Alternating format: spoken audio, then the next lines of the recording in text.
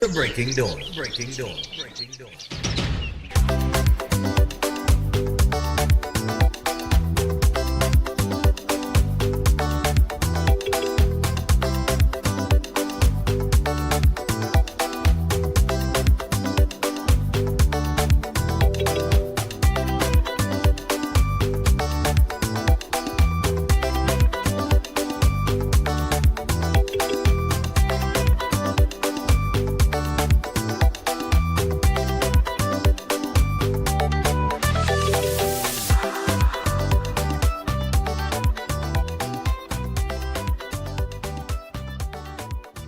Mr. Vieira, SC.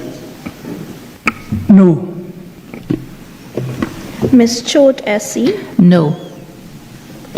Dr. Axe. No. Mr. De La Bastide, SC. No. Ms. Joan Simmons. No. Mr. Lewis. No. Dr. Murray. No. Mrs. Lalit Etienne. No. Mr. McNish. Abstain.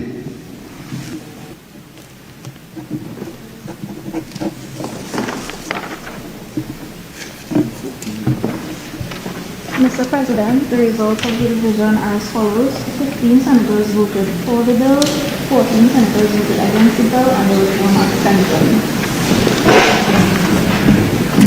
Honorable Senators, as a result of the division, 15 members voted for the bill, 14 members voted against the bill, and there was one abstention. The bill has not been approved. Mr. Vieira, SC. So good morning and welcome to Breaking Dawn this morning. That there was the vote on the ZOSOS bill, where the bill was not passed in the Senate, unfortunately. And yes, I just said unfortunately. Good morning to all of our regional viewers and everybody watching us internationally. Hope everybody's having a terrific morning. So, the government, in their wisdom, following a template that is proven to be successful in Jamaica, called the zones of special operation coming out of a state of emergency, was rejected in the Senate. And we saw all sorts of theatrics yesterday with certain activists and things sitting outside the parliament with their hand in the air. I want to ask them something, and the independent senators this morning. If you voted against the bill, could you tell us what you voted for in voting against the bill?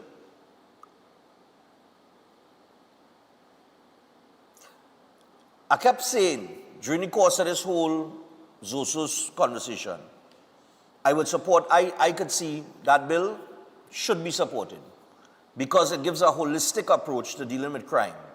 It does not just deal with criminals and removing criminals from their communities. It also deals with stabilizing the communities and then rebuilding the communities. Hear how stupid it was to reject that bill. Everybody just asks, where the body cameras? Not so, fellas, in the back. With the police, there's want to know where the body cameras. Why the police and wearing body cameras? The bill would have made it mandatory for police officers to wear body cameras while operating in a zone of special operation. Mandatory.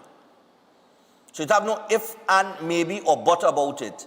Once you are a police officer and you are going into a zone of operation, special operation, you must wear a body camera. What's the next thing people is complaining about? The length of time they had to wait to get a matter heard, right? Boy, look how long you had to wait to see the court and they buy your matter heard. Okay.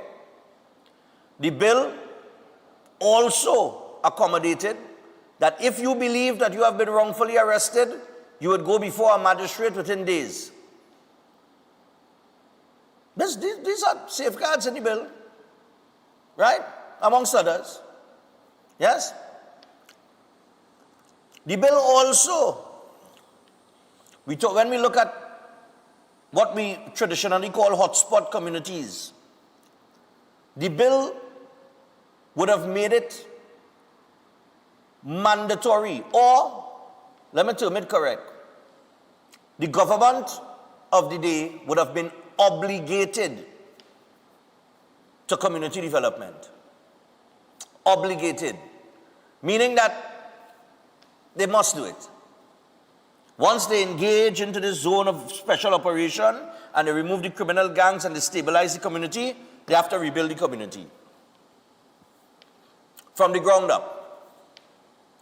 Where they would set up a committee of social and community development persons and organizations to start working with rebuilding the community, which would have meant possibly employment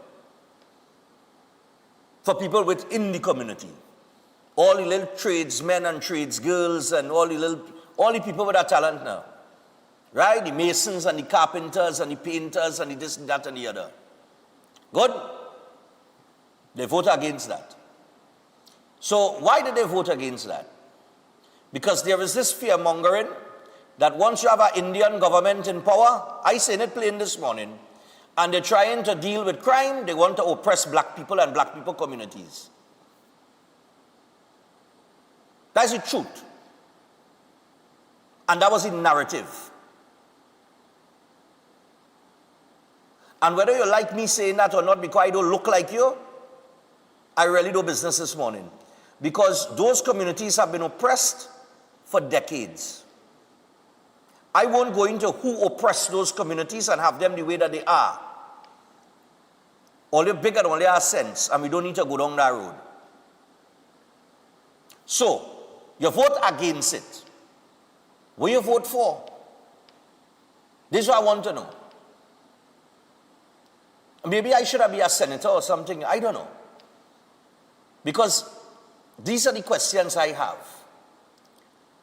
An incident happened in St. Augustine where a man decided not to comply with the police request and engaged in carrying the police on a 12-minute chase, which ended, unfortunately, with his death in St. Augustine while he tried to bend a corner. The narrative come out of that is that, you see, and they want to give people the police powers in zones of special operation. Once again, rubbish. And I'm saying rubbish in terms of using that as an example, because I would have just simply asked the question, has an incident like that ever happened before in Trinidad and Tobago? Of course it has. Did it happen under state of emergency? No. Did it happen while the police were granted special powers? No. An incident like that which happened in St. Augustine, it has happened before under regular policing circumstances, which the commissioner clearly stated. And that is the truth. Under normal policing circumstances. Why? We'll go through some of the whys with Greenwich when he comes on behind the badge. All right? But part of the why is that the police is an organization that employs human beings. And in any organization, including this one, that employs human beings, you don't always get it right.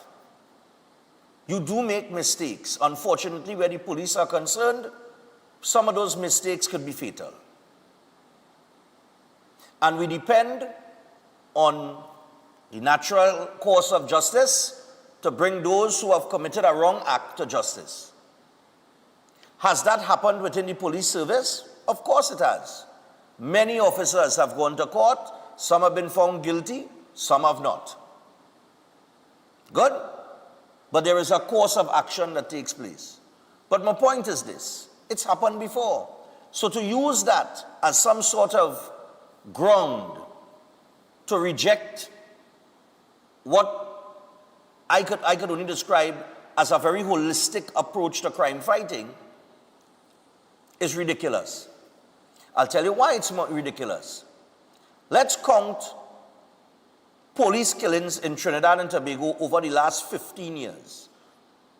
I say 15 to include the People's Partnership term in office. Right? Have we had more police killings in Trinidad and Tobago, unjustified police killings in Trinidad and Tobago over the last 15 years than we have had murders? No.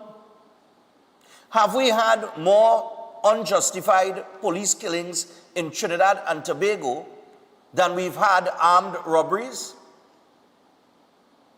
No. So I'm asking again, then what will you vote for? Because you have to weigh the pros and the cons, right? We've been under a state of emergency for the last, 8 months, fellas? And I ask again, in that 8 months, how many instances have we had where the police, with their special powers, abuse their power? How many complaints have we had over the last 8 months by the Police Complaints Authority? Or how many complaints have been filed with the Commissioner of Police about the abuse of police, powers under the state of emergency?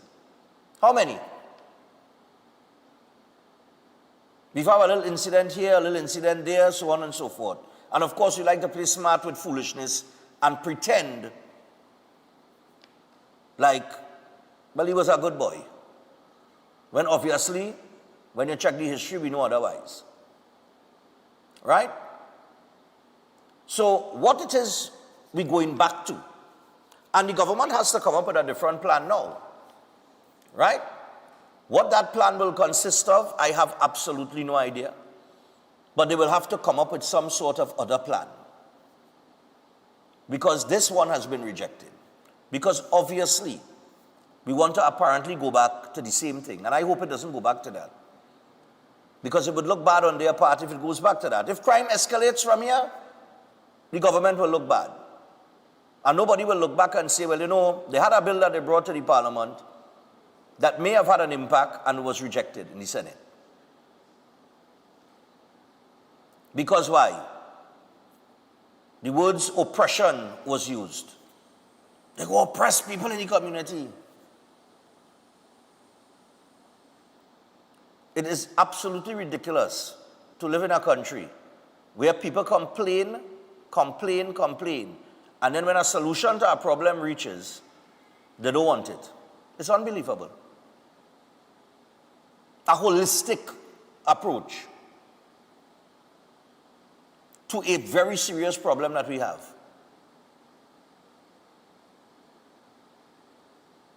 Because of fear of stigmatizing communities.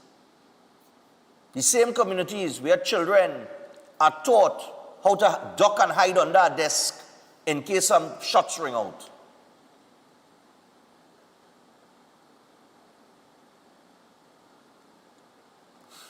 So if you voted against, I would really, really like to know what you voted for. Because I have absolutely no idea. Over the last, let's say, from the end of 2024, December of 2024, when the PNM government implemented their state of emergency, coming on to the end of their term. They had 10 years, you know. Keep in mind, they had 10 years. They sit down for 9 years and about 8 months with 1, 2, 3, 4, with the 4 highest ever murder rates in the country, come in the previous years before and chose to do nothing. While crime ran rampant and out of control. They eventually declared a state of emergency in December 2024. And from that point on, yes, we started to see a decline in murders. Did crime stop? No. Because you can't expect it to stop in the snap of a finger. But government came, government went.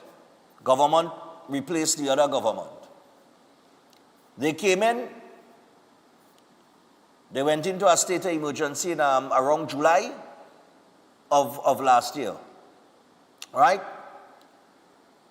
And from July of last year to now, we have been under an SOE which has not hampered the movement of any law-abiding citizen in this country. There no curfew, people lining on the avenue, carnival going on, people jumping, waving and fetting, ratty-ra. So no law-abiding citizen's life has really been affected, except for the fact that you might run into a little roadblock every now and then. Right? And that might frustrate you. And truth be told, roadblocks are, to me, not as effective as they would be years ago. And, you know, it's an old school policing strategy that frustrates a lot of the law-abiding citizens in the country. Having them stuck in long lines of traffic makes absolutely no sense. So there are aspects of policing that could be tweaked and has to be adjusted and move with the time into the age of technology and so on and so forth. So we could say, well, okay, we could knock the police for that, for maybe not being up to the time. Right? And yes, we could knock them for inconveniencing us at times, unnecessarily. Good? We could have all of those conversations. But the fact of the matter is, over the last 8 months, murders went down. As a matter of fact, it went down to almost half to what it was in the most bloodiest year ever, which was 2024 with 626 murders. We recorded 300 and something. Like I said, it's not going to stop immediately. But we had a dip. So we know for a fact that under the state of emergency, although the government has said this is not a crime-fighting tool, and I agree with that, it should not be used as a crime-fighting tool, but if we are having a little effect and people are feeling a little safer, albeit we still having home invasions and we still having killing here and killing there, right? A murder here, a murder there, wherever, right? It is proven that during the period of time that we're under the state of emergency, that murders went down. You would think that that is a gauge that you would use in terms of how you're going to approach a follow-up strategy coming out of a state of emergency. Because that's the gauge I would have used. I would have looked and say, but look, these are the figures over the last 2021, 22, 23, 24. 4 highest murder rates in Trinidad and Tobago ever. 2025, state of emergency implemented, murders went down. That's a good thing. So, lives have been saved. Yes? The reckless violence that we've seen taking place all over Trinidad and Tobago when men was running in bars with assault rifles and spraying up the whole place and shooting men and men getting 16 and 20 shots and all kind of thing. We stopped seeing that. That's a good thing. We're on the right path. Okay, this is the follow-up bill. So what does the follow-up bill ask of us? To give the police the opportunity to go into these special zones, extract the criminal gangs that we like to say. But the police know where all the gang of them is. And we like to say that, fellas? Yeah, but Stefan, them police know all them criminal and them police know where all the... They know them. Why they don't go and get them? Yeah? So have a bill that gives them some extra powers to go after those who have terrorized the country for the last 10 years. Especially over the last 10 years. Right? Stabilize the community and then rebuild the community. And somehow, some way, that does not seem to be a good plan. Because we buy into fear-mongering. The same way that we bought into fear-mongering during the pandemic. When I was sitting here telling all you, waste our time. When I was sitting here telling all you know why people dying? Because they're taking people who are sick, people who have comorbidities, putting them in an isolation situation and denying them the treatment that they need for the comorbidity they have under the guise that they are COVID. And what happens in a situation like that? You get more sick until you eventually, boop, you kick the bucket. When you had dialysis machines that wasn't working for weeks and patients needed dialysis, and it's a no dialysis machine, and they can't get the treatment, and sometimes they can't get the medication. You know why? Because we have to treat you for something. Boy, and people pass away in this country under those circumstances. The same way I sat here and I told you, watch yourself for that job, you know. Some people didn't listen, some people did. And what happened? What did we learn? Anyway, I am waiting to see where the government is going. I'm waiting to see how they could come up with a holistic plan. And it has to include the rebuilding of those communities. I did features on this, you know, man. I'm very passionate about this, you know. I don't think you all have an idea how passionate I am, you know. And maybe some of you sitting down watching home, you might be critical of me this morning. But if you never had a gun to your head, then I didn't think you had the same experience that I have had. Right? Because I'm not saying no here talking as Stephen Rees talk show host alone, you know. I say no here talking as Stephen Rees, victim of crime too. So I don't know how much all you ever had a gun to your head. You ever feel like cold steel to your head? And my head balls. So you know when the gun touch my head, I feel the coldness of the gun. You understand? And as an adult, I was the caretaker of my father who was ill. And my father was lying down inside the bed. And I was outside the house where I live in, sitting in my car when a man put a gun to my head and tell me come out the car. And then after they get me out of the car and they take all of us in my pocket and grab my chain and everything and jump in the car and go on with it, before the man pull off, he point the gun at me and say I should kill you, you know. You know what that feeling like? That's why I'm a huge advocate for giving people firearms. Because if I had a gun on me that day, one, I would not get caught in that position. But if I was aware of the situation and I picked them up coming for me, I'd have put them down. No hesitation.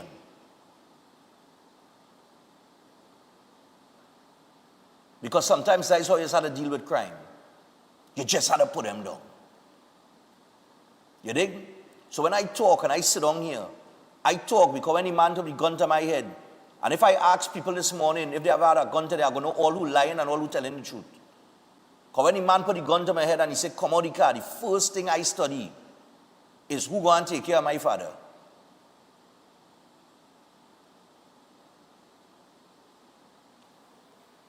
So to the 8 independent senators and the opposition that voted against a crime-fighting initiative, I hope that you never have a gun put to your head.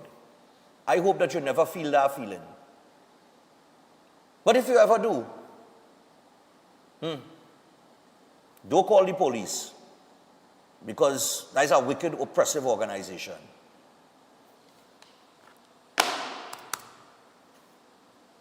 And that's the thing, you know, we live in a country where demonizing the people that you just call when your crime committed is the order of the day. Because of the corruption within them, and they've never denied that. Greenwich is a man coming on just now. He will tell you that. They don't ever deny that the police service is not perfect. I just do like doing this segment with them for years now. They've never denied that. Which organization is perfect? Which human being is perfect? None of us. But if we have to fix this country and we have to do something about it, for God's sake, all you grow some balls now, boy.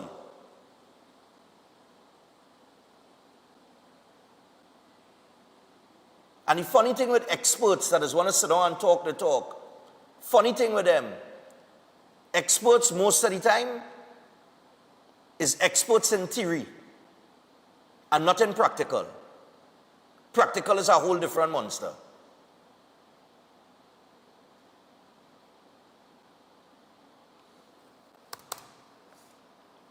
So let me see what I come up with now. But some people get what they wanted. So I'll tell you what, Eden Heights Clinic, before we get to Greenwich, one of the most advanced state-of-the-art alternative clinics in the Caribbean.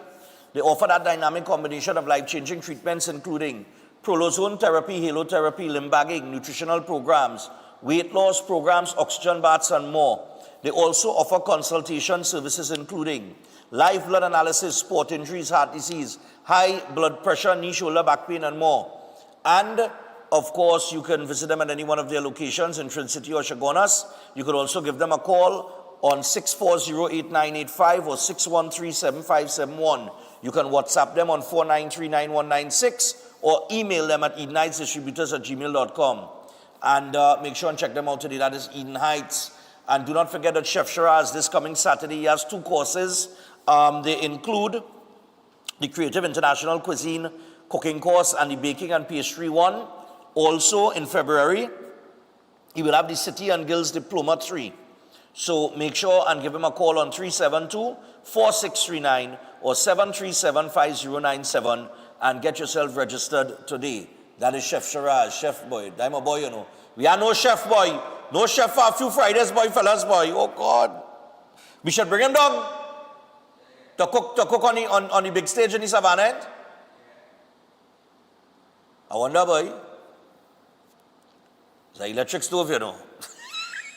You had a plug in. Let me get Seth Wyall aboard quickly.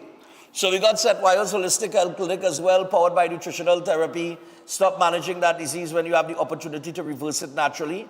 And Seth specializes in reversing cancer, digestive disorders, diabetes, hypertension, cardiovascular diseases, and more. Drug-free, supplement-free, root cause healing through nutritional therapy. You can call or WhatsApp 279-3935 or 761-1952. And you can book an appointment today, rebuild your health from the inside out naturally. And of course, you could order Seth's book as well. It's called You Are Not Sick, You Are Malnourished. All right?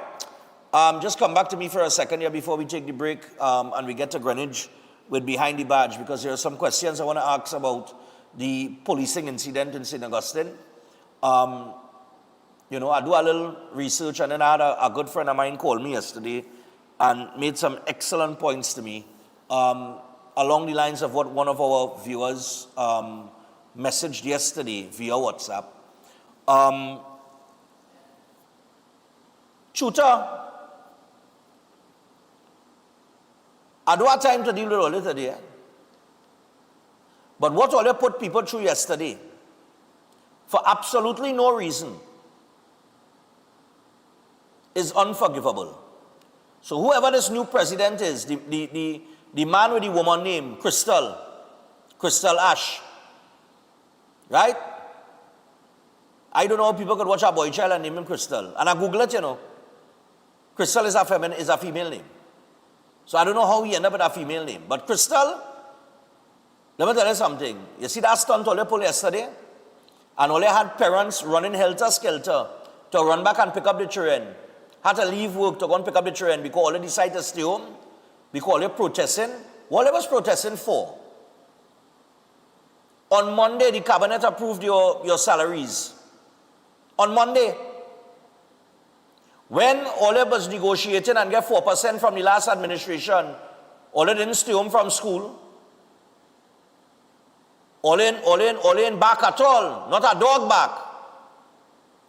You went under the last administration again, Ole went into negotiation for 2020 to 2023. Ole accept 5%. So you accept 4 and then you accept 5 under your previous president Lumpkin. The cabinet approved it Monday and Ole come out and protest for. Tuesday, what was protesting for? You get that which you have negotiated for, which was agreed to, which was 4% by 5%. You have to go and pick up your son too?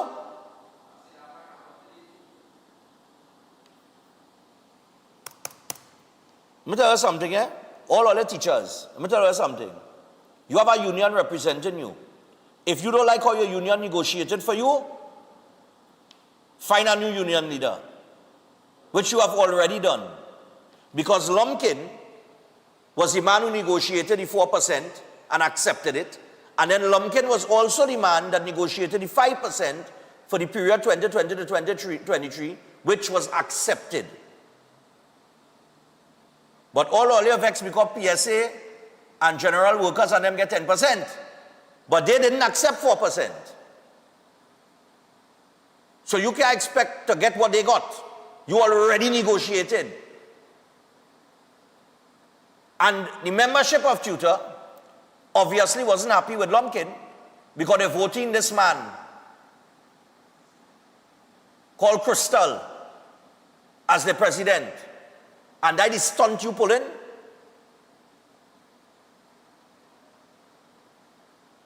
And our parents running helter-skelter and all kind of chaos yesterday. And then the former Minister of Education, Nayan Gatsby, only point out posts to talk about, oh, why it is this and that. And nobody wants to hear from you.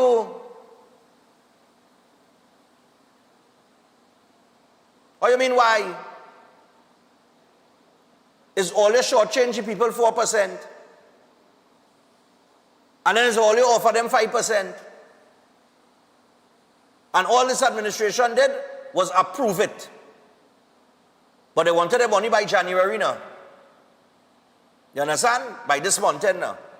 They approved it on Monday and in the release that the Ministry of Education and the Cabinet put out, the government put out, they said that the documents had gone for processing. But that's not good enough. The 4% and the 5% you could stay quiet for. Under the last administration that you negotiate. But under this one that approve it and send into the documents for processing, let me don't go to school today. Let me take a sick out. And let parents have to run back now and figure out what they're doing with children. And shut down a whole productivity day in Trinidad and Tobago. Well done. Well done. Well, they will get a medal. Don't frighten. Anyhow, let me go to the break and let me get a Greenwich now. I ain't had time to waste on the crystals of the world. Let me go.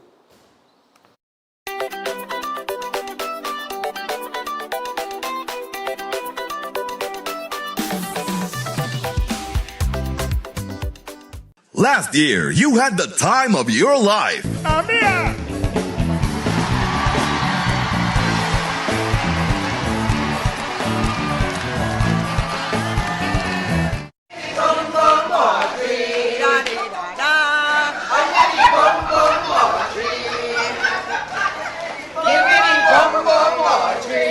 This year will be even more fantastic. Get your tickets now for Gone But Not Forgotten 2. I feel like home. They gave us the memories. Woman, you could run away too. They gave us the rhythms of life. Now let's give them their flowers. Trinidad and Tobago, join us for a special tribute to our legendary musical icons who have passed on in Gone But Not Forgotten. Including Bunny, Swallow, Singing Francine, Shadow, Arrow, Maestro, Rootsman, Blacks, Sandoli, Ras Shorty Eye, plus lots more. Their music still lives on in our heart. An unforgettable night as we celebrate their legacy in Gone But Not Forgotten. Wednesday, February 4th at Napa and Thursday, February 5th at Sapa. Showtime both nights, 6:30 p.m. Your master of ceremonies, Sonny Bling. Tickets $300 and $250. Early bird tickets bought by Monday, January 26th cost $50 less. Available at Crosby's, Jumbo Foods Barataria, Mart's Liquor Palace, Diego Martin Main Road, all Kenny Sports, Western Union, Tuna Puna, all Extra Foods, Athletes by the Park, and IslandEtickets.com. An extra $10 off for online purchases. For more info, call 732-3402. Gone, but not forgotten. Is your life stuck in the same struggles again and again? Pandith Bhargav helps remove negative energy, solve love problems, fix marriage disputes, clear financial stress, and stabilize job and business issues. With accurate psychic, palm, and horoscope readings, he guides you toward the right path. His powerful 30-minute session brings quick relief and clear direction. Take the first step today. Call +1 868-347-2350. If you want to be a better chef at home or advance your professional career, Chef Shiraz Culinary Academy is the best place to be. Some of the courses that we offer here at the Academy: Creative National Cuisine 1 and 2, Baking and Pastry 1 and 2, Kids Summer Cooking Classes, one-day classes at the workshop. We have Asian cooking classes and certificate in culinary arts, food lovers and professionals. Start your culinary journey today with us at the Chef Shiraz Culinary Academy.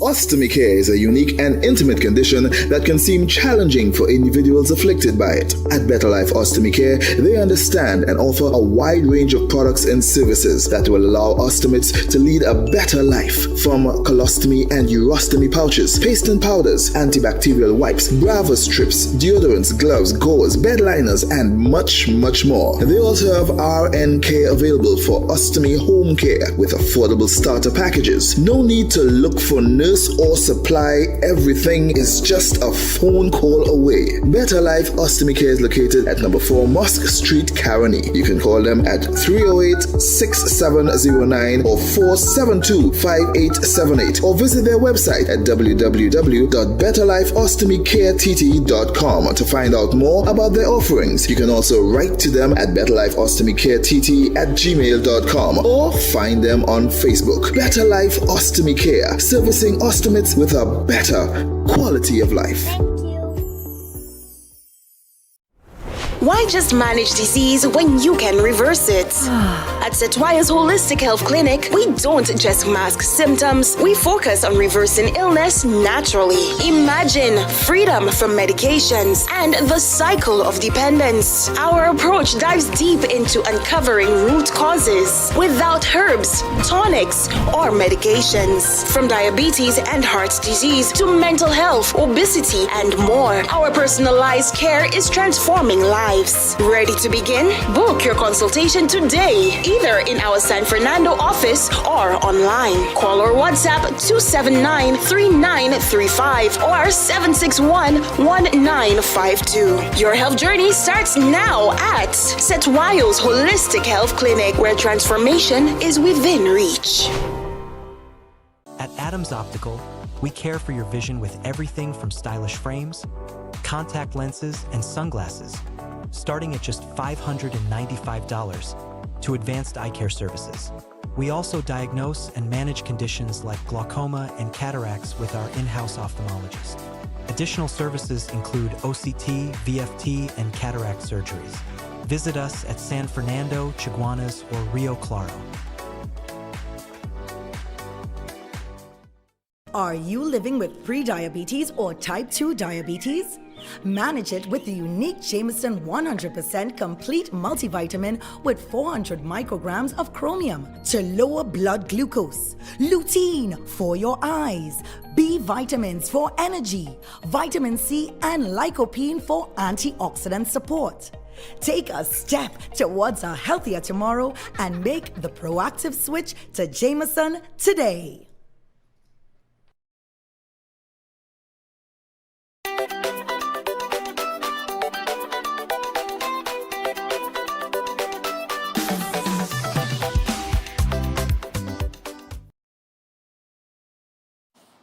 All right, people, so we're back, and we are 20 minutes away from the hour of 7 o'clock, and I just want to make this note on the tutor issue. I said the other day I approved it on Monday. Sorry, I read the article on Monday. Cabinet sits on a Thursday. So it means that when Cabinet met on the Thursday, they would have approved the salaries of the teachers on the Thursday. But for some reason or the other, I didn't see it on the news. I didn't see it in the news until the Monday, right? So it was not Monday and then Tuesday thing. It was since Thursday thing it was approved. So that the whole weekend. But anyway. Right. We get into Behind the Badge with Sergeant Greenwich, who is with us via Zoom. Greenwich, you're going to have a tough morning this morning with me, eh? Okay, sir, fun. Looking forward to it. All right, my brother. So good morning to you, and of course, welcome. We're going to do this in a way where we're going to talk now.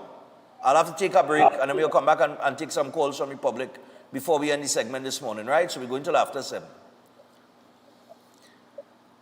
This incident that happened in St. Augustine, Greenwich.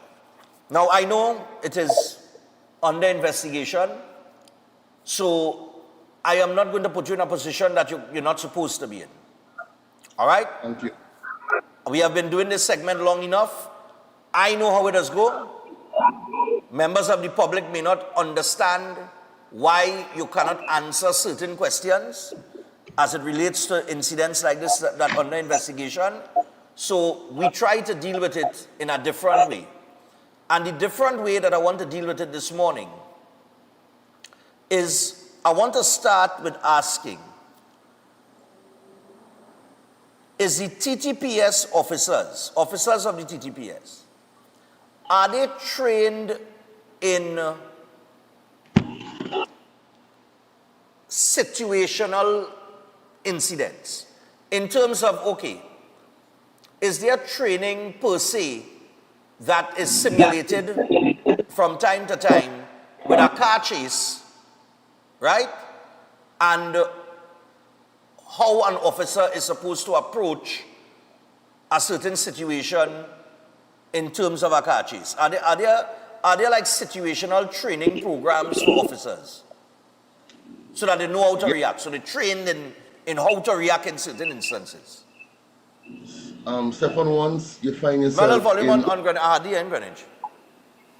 I hear you know, you go ahead, but I just once you find yourself in a specialist unit, or operational unit, of course, there are several training regimes you must go through, several training programs you must go through in order to be certified as what we call an operator, right? So, yes, once in an operational unit or a special unit, there are courses that you must undertake to ensure that you do the best when you go out there in terms of your profession, in terms of your job specifications and so on.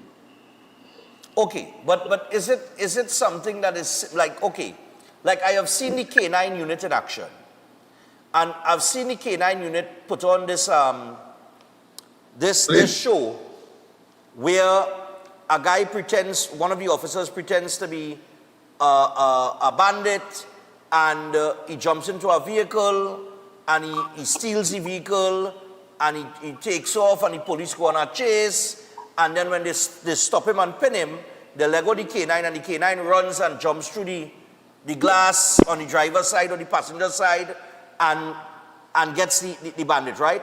I've seen these things happen. I've seen the K9 unit execute in situations like that. So what I'm asking is, in terms of police training, right, are there simulations like similar to what these officers may have gone through in St. Augustine there? Stefan, without saying too much, yes, there is, but I've never seen a training session or an initiative that involved a 12-minute, 15-minute chase. Okay. Let's get to the 12-minute chase then. When I was robbed, right? When they come and they robbed me on my vehicle, and I went to the police station, and the police and I got into an unmarked vehicle, and we proceeded because my phone was in the car, and my little brother was on my laptop tracking the phone, and the signal from the phone, right? Now, it gave a location as to where the phone was, and we were tracking that location, and the location at the time was Malik. So we are leaving the west to head east. And I am saying that at no point in time, and this is where I see the little faults in policing, at no point in time during that journey did I see the police officers contact the nearest police station or the district police station, having gotten the signal coming from Malik to put out an all points bulletin on my vehicle. So at no point in time did I see them call the Barataria police or the San Juan police or whichever is the police station closest to the Malik area to say, listen, Silver, Wing Road, Nissan Wing Road, PDD 6071, location in Malik, is a stolen vehicle. We officers en route to the east or wherever the case might be, and to get the police that are closer within the area to go and look for the vehicle and maybe pursue the vehicle. I didn't see that happen. So I'm saying in a car chase that would have occurred, right? a 12-minute car chase. 12 minutes is a long time. And I'm saying, are there all points bulletins that are put out by the police so that police vehicles, if are chasing a vehicle and we headed east on the highway, right? And I put out an all points bulletin currently in a car chase with pursuing vehicles, so, wherever. Is there no all points bulletin that goes in where other vehicles could intercept the vehicle that you're chasing? Right, Stefan, without speaking directly into this specific situation we're talking about, there is a procedure when it comes to stolen vehicles, when it comes to vehicles being pursued by the police, what we call a hot pursuit. And it usually involves communicating with our command center or our divisional operation centers to coordinate an avenue in which to have the vehicle intercepted, right? Usually all patrols and so on would be engaged by the command center or the operation center to focus on strategic locations to have that vehicle intercepted. With respect to stolen vehicles, usually once a report is made that the vehicle is stolen, an all-point bulletin is sent out to all patrols, all stations, all etc., with a description of the vehicle as well as the license plate number and so on. Unfortunately, the challenge is sometimes it's hours after our vehicles was stolen and it is discovered stolen, right? Which gives us limited or no time in which the trip to respond. Repeat that last part for me.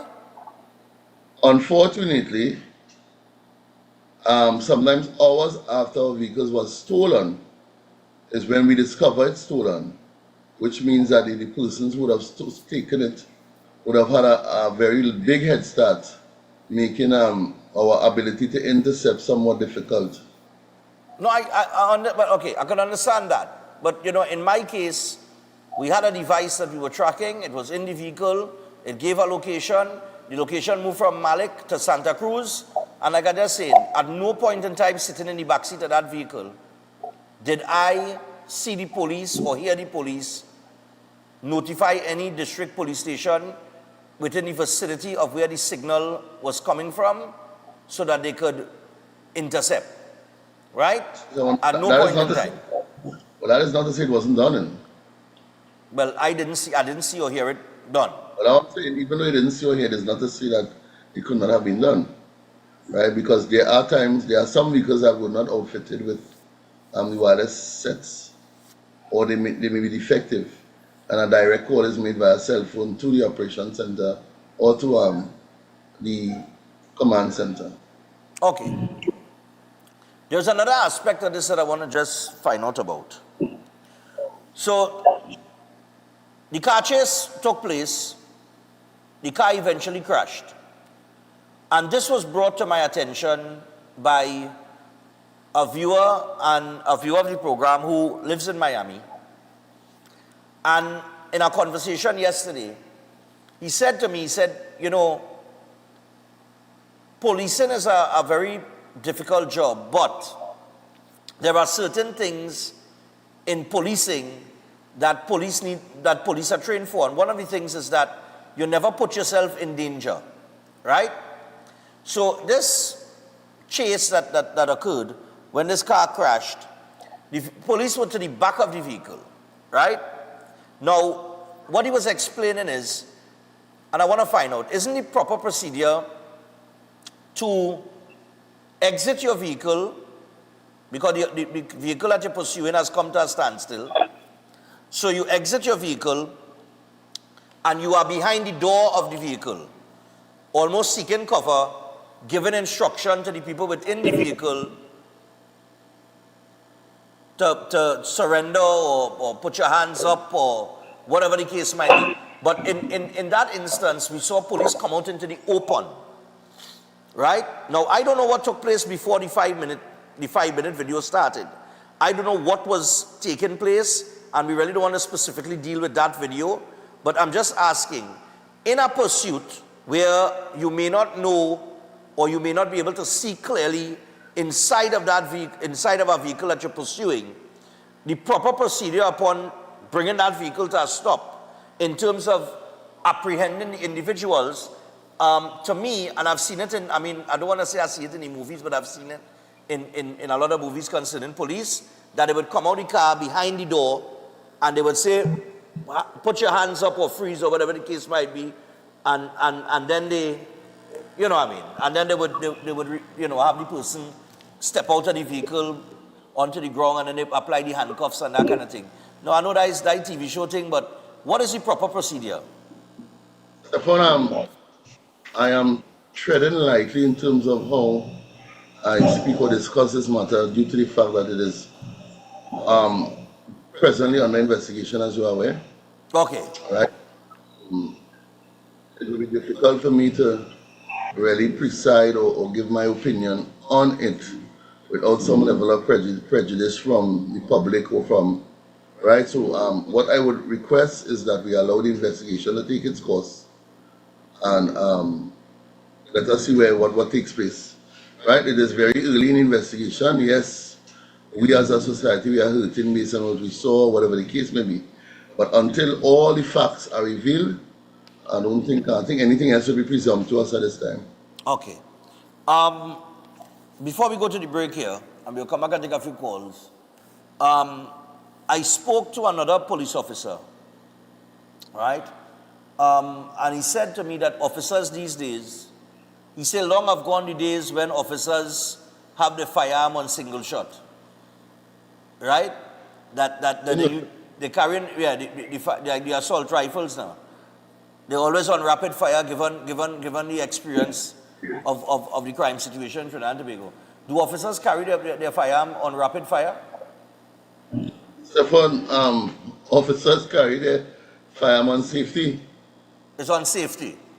Right, and I'm just saying, another police tell me this, that the police moving now with the rifle on rapid fire. Stefan, but I know it would have to be on safety first. Once you have the vehicle in your possession, you have it on safety. Right. I think going back to the 90s, the early 2000s, the Trinidad and Tobago Police Service had a weapon called the SMG, submachine gun, called by the public the Strainer. And if you remember those, they had a lot of kind of circular things on the barrel of the weapon, right? This weapon in particular had no safety mechanism. Right. Right? It could be traversing through rough terrain and you hit a bump, and because it had a fixed firing pin, it could fire automatically and it would not stop until every round was discharged. Right? We have come a long way from the SMG, so it is unheard of to hear of officers traversing on patrol and so on with their weapons on automatic fire, whatever the case may be. No, I mean, I think he would have been, I think he talking in the context of once engaging. I get into that. Yeah. Once engaging, you would engage based on the situation that you're facing at the time. Okay. Yeah, so and based on the situation we're facing presently, with these sophisticated weapons that are on our roadways, right? I don't think anybody would even consider. Right, I'm going on the days of the 38 revolver, when these good gentlemen have AR-15s and semi-automatic weapons. Yeah. And so we have to understand, as the crime situation evolves, we in the Trinidad and Tobago Police Service have to evolve as well. But let me ask you something. That rapid fire, when a rifle is on rapid fire, right? Once you squeeze that trigger, we talking what? 12, 13, 14 shots? Stefan, it depends on the weapon. It depends on the specifications of the specific weapon you're utilizing. We have an assortment of rifles and some machine gun that we use, including the MP5 and so on. Some of which are automatic weapons, which means that once you squeeze the trigger and the trigger continues to be depressed, it will continue firing until either the magazine is empty or you release your hand from the trigger. Okay. Well, just stay with us because we're going to take a little break, right? When we come back from the break, we'll take a few calls. Yeah, we'll take a few calls in the second hour. All right, but I want to get to the second hour, so I'm going to take the break now. Keep it right here on Breaking On. What's up? Sure, no problem. Sure, no problem. You sure? All right. Yeah, that's why I like you for it, credit. You know you get some lick zero, but you're always willing to take it. All right? You don't have a problem with you know. You don't have a problem. What's that? I've been in this organization since I was 18 years old, right? And I have full faith in what we do and how we attempt to do it. Of course, as you indicated earlier in the program, it's not the perfect organization, but as long as I'm here, we will do our best to ensure that the public understands what we're doing and that professionalism is the order of the day. Okay. So we take the break, people. When we come back, Sergeant Greenwich will be with us still. We're going to open the phone line, take some calls. So think about your questions carefully because the matter that everybody has on the tip of their tongue is under investigation. There is only so much that Greenwich could answer as it relates to that without prejudicing the case. So, not the case, but the investigation. So, keep that in mind. We take a break and we'll come back with the second hour. Stay tuned.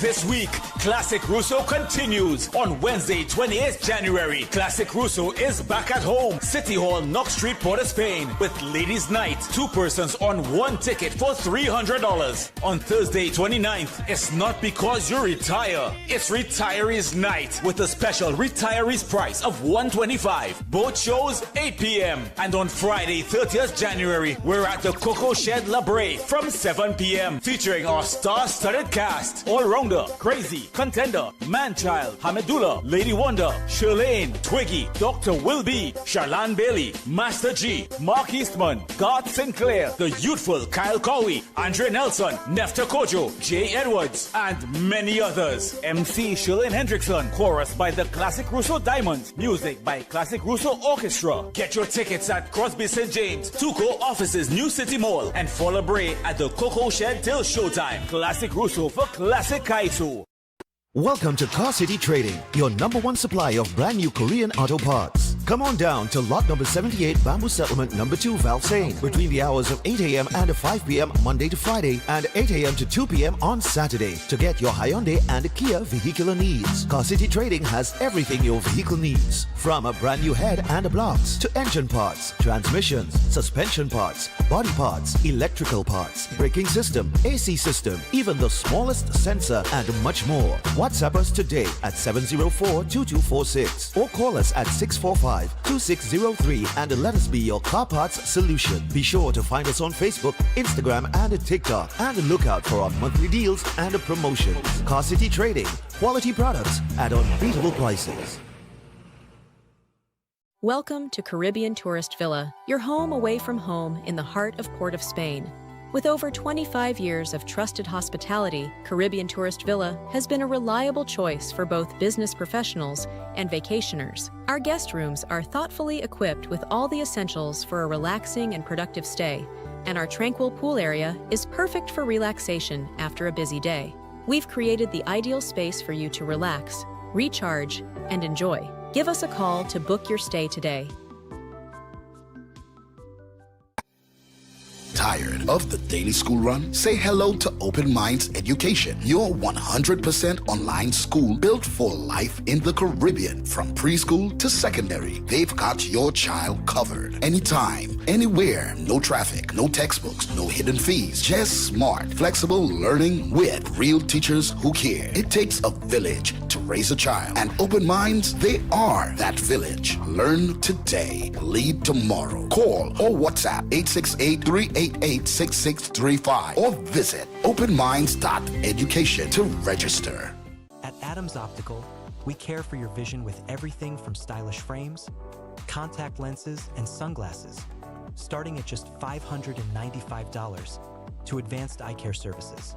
We also diagnose and manage conditions like glaucoma and cataracts with our in-house ophthalmologist. Additional services include OCT, VFT, and cataract surgeries. Visit us at San Fernando, Chaguanas, or Rio Claro.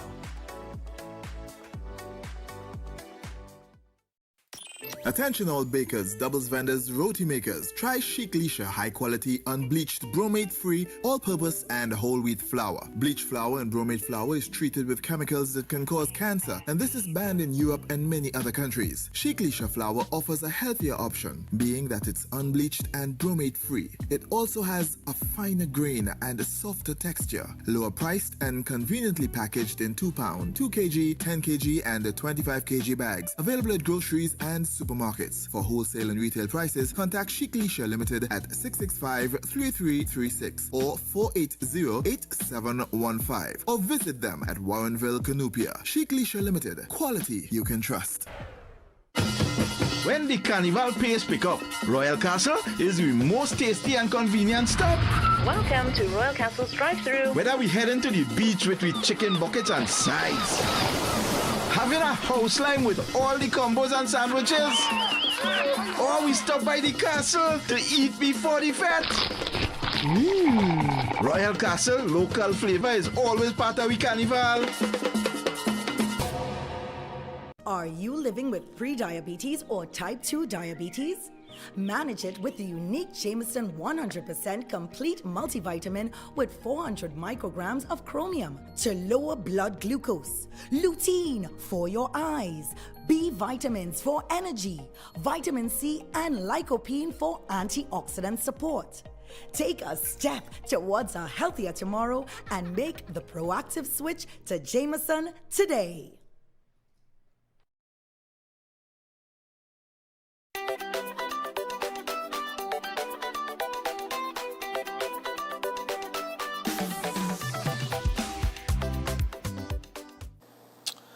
All right, so we're back, and as we return, I just want to remind you about Keolic, the Keolic range of products backed by science with over 900 scientific research and clinical trials, all made from the aged garlic extract.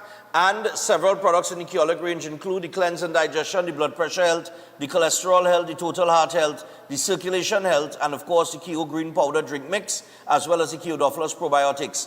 And you can pick up any product in the Keolic range of products at a pharmacy or health store across the country. And for more information, you can WhatsApp 728-0338. That is 728-0338. Also, the CFVS Learning Consultants. Remember that every child deserves a chance to shine, and sometimes all they need is the right support behind them. And that's where CFVS Learning Consultants steps in.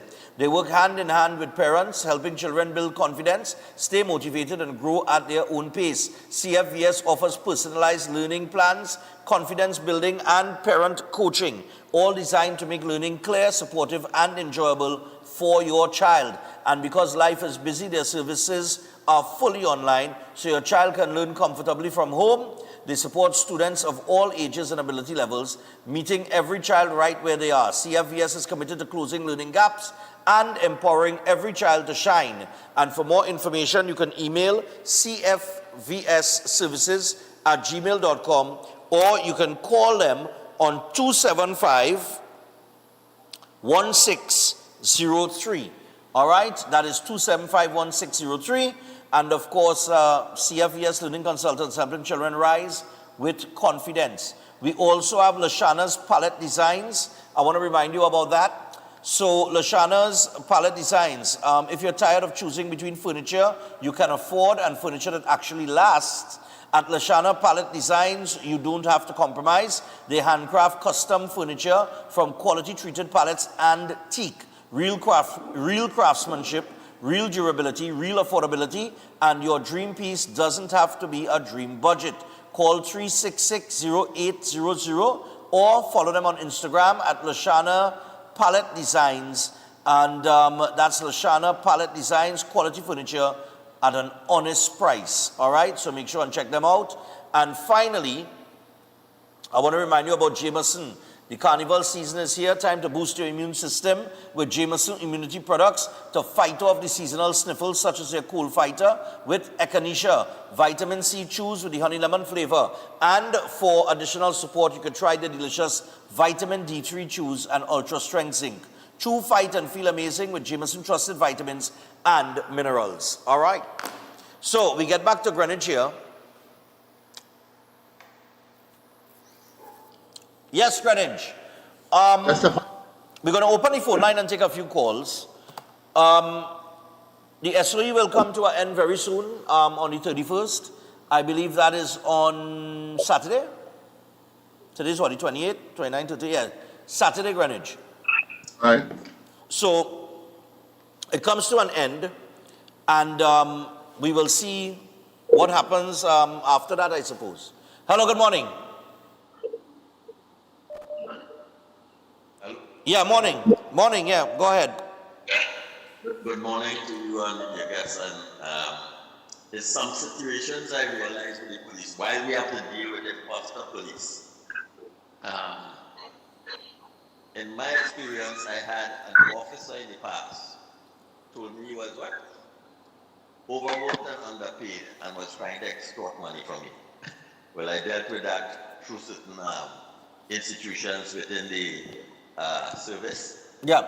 And then there was one not too long ago, probably about 2 years ago, where a family member was using his family to intimidate another person.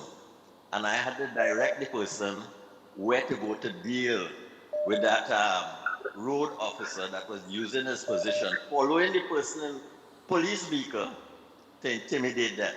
Right. That is a situation these innocent citizens have to face if we don't deal with those rogue officers. Is there any idea how we can deal with it as innocent citizens? I would like to hear it off here. No problem. Right, Greenwich. Dealing with the rogue police officers. As I indicated earlier, the Trinidad Police Service, like any other organization, is not perfect. Stephanie, hear me right? Yeah, I hear you. Go ahead. Right. However, in comparison to other government, non-governmental organizations, national security organizations, I take pride in saying that we air our dirty laundry publicly and we purge ourselves, right? More than any other institution, the Trinidad Police Service would investigate incidents of misbehavior by our officers, and we have seen several officers being brought before the court on several different offenses and so on, being suspended and being charged and arrested and charged like anybody else. And we do not hide it, we do not sweep it under the carpet. We showcase this, and in fact, to some extent, it is encouraged that once you involve yourself in any nefarious, illegal activities as an officer, you would end up facing the full brunt of the law at some point. Okay. Let me go again here. Yeah, morning. Morning. Oh, yeah. Yeah, man, on the ground. Yes, sir, but here is my thing, right? Listen to me. Why it is the people that was running from the police? We have any idea, anybody know why it is was running from the police? No. The distance the police them had a chase to reach in that location where they happened to fire the shots. Now let me tell you something, Stefan. If the police stay on the roadway, anywhere on the roadway, and they're stopping you, right? We have something called the bullhorn, we have something, the siren, right? If they pull you aside, why it is it have to give the police a chase? Now, remember the police don't know. Them have to activate themselves in a different way. They don't know what really going on, right? Here we understand they say put your hand on the steering, or put your hand up in the air, or lie down on the ground, right? But you don't know in that situation, you don't know where you're going and face these men because you're already chasing them from one area to the next area, right? Now, pushing out your hand outside the window, you're not even sure because watch me, you're on a chase. You're on a chase. Not like long time when we was in the service growing up, right? Long ago, I'm talking about not growing up, but long ago, police used to really go through all this kind of drama thing with this and that thing next, right? You'll find police in bazaar, you'll get a little, they'll warn you. And in the vehicle long ago when they had Land Rover, you always had all kind of little equipment, like a little cable, a little bull boy, a little battle or whatever. No, we don't get anything anymore in a partner. You know, Butland Stone no more, you know. right? So the police are thinking a certain way, but you shove it out your hand there, you don't even know what's really going on. So by the end of the day, I realized the gun the jam, right? But you happen to pull the sidearm and all to and start a fire shot, but you don't know in that situation. But my whole point about it is why you was running from the police, because they were chasing you, you could have pulled aside. I mean, people might get vexed with know that, eh? No, no problem. Apparently, that is not part of the problem. Is that they were running from the police. But Greenwich, I did make this point early on in watching the video. So I don't want just generally speaking. If I am being pursued by the police, okay? Now, I know certain circumstances would be different, right? So there would be, like, we don't know what occurred in this car chase that took place 12 minutes. But when you are stopped by the police, is it wise for you, as the driver or the passenger, upon coming to a stop, to put your hand out the window?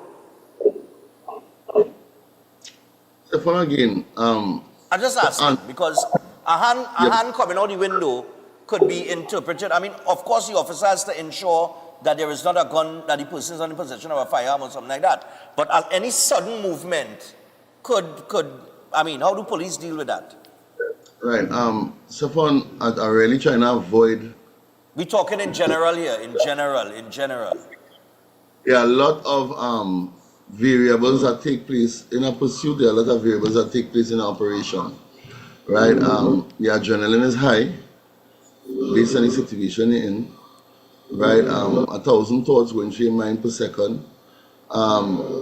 So, of course, the wisest thing to do as a civilian, as a citizen, is to wait for the officer's instructions and comply to them as effectively as possible. Right. That's actually the point that I wanted to make. If you come to a stop, being pursued by police, you do not move. As far as I know it, you don't move unless you hear the police say or give an instruction. Right, and the most sudden movement, again, your adrenaline high. Yeah.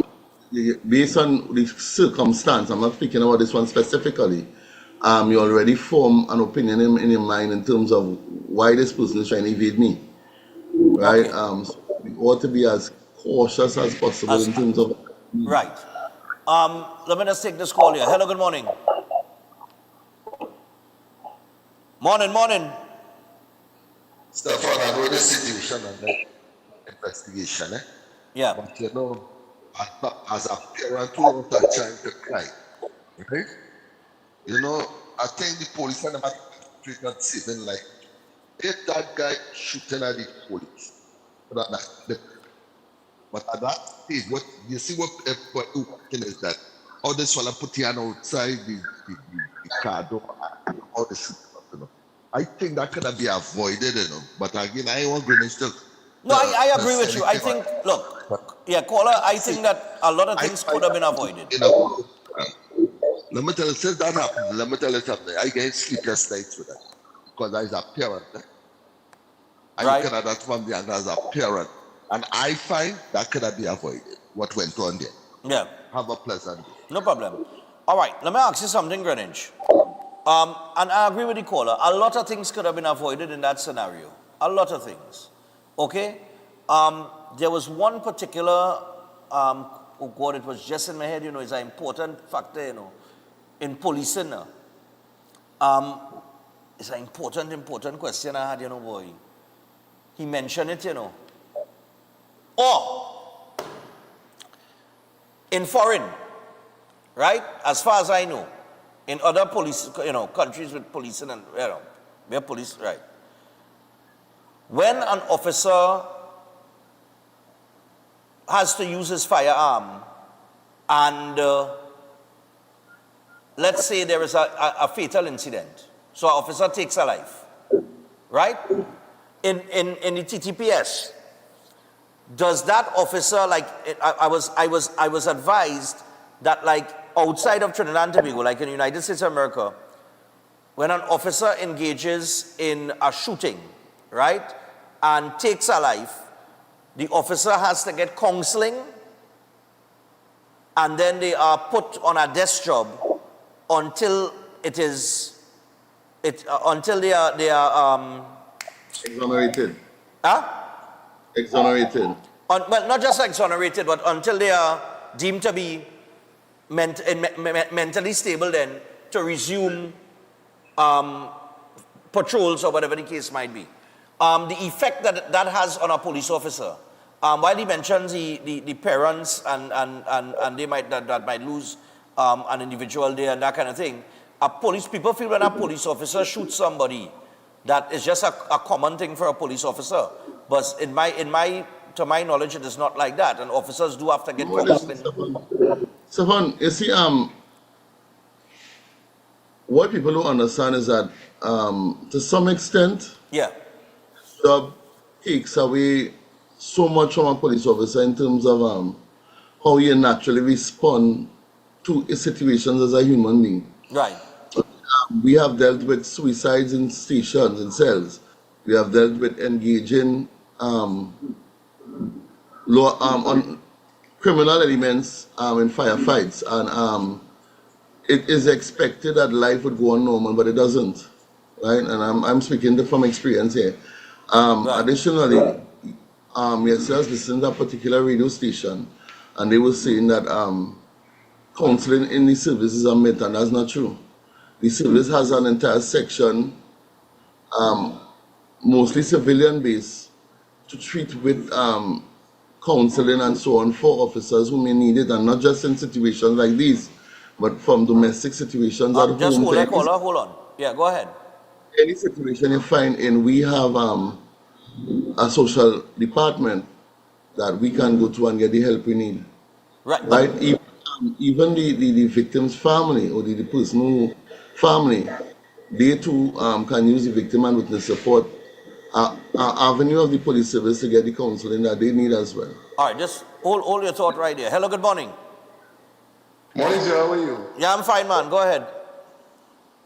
There's a document that guides and directs police and law enforcement and military in when to open fire and how to open fire and that kind of thing.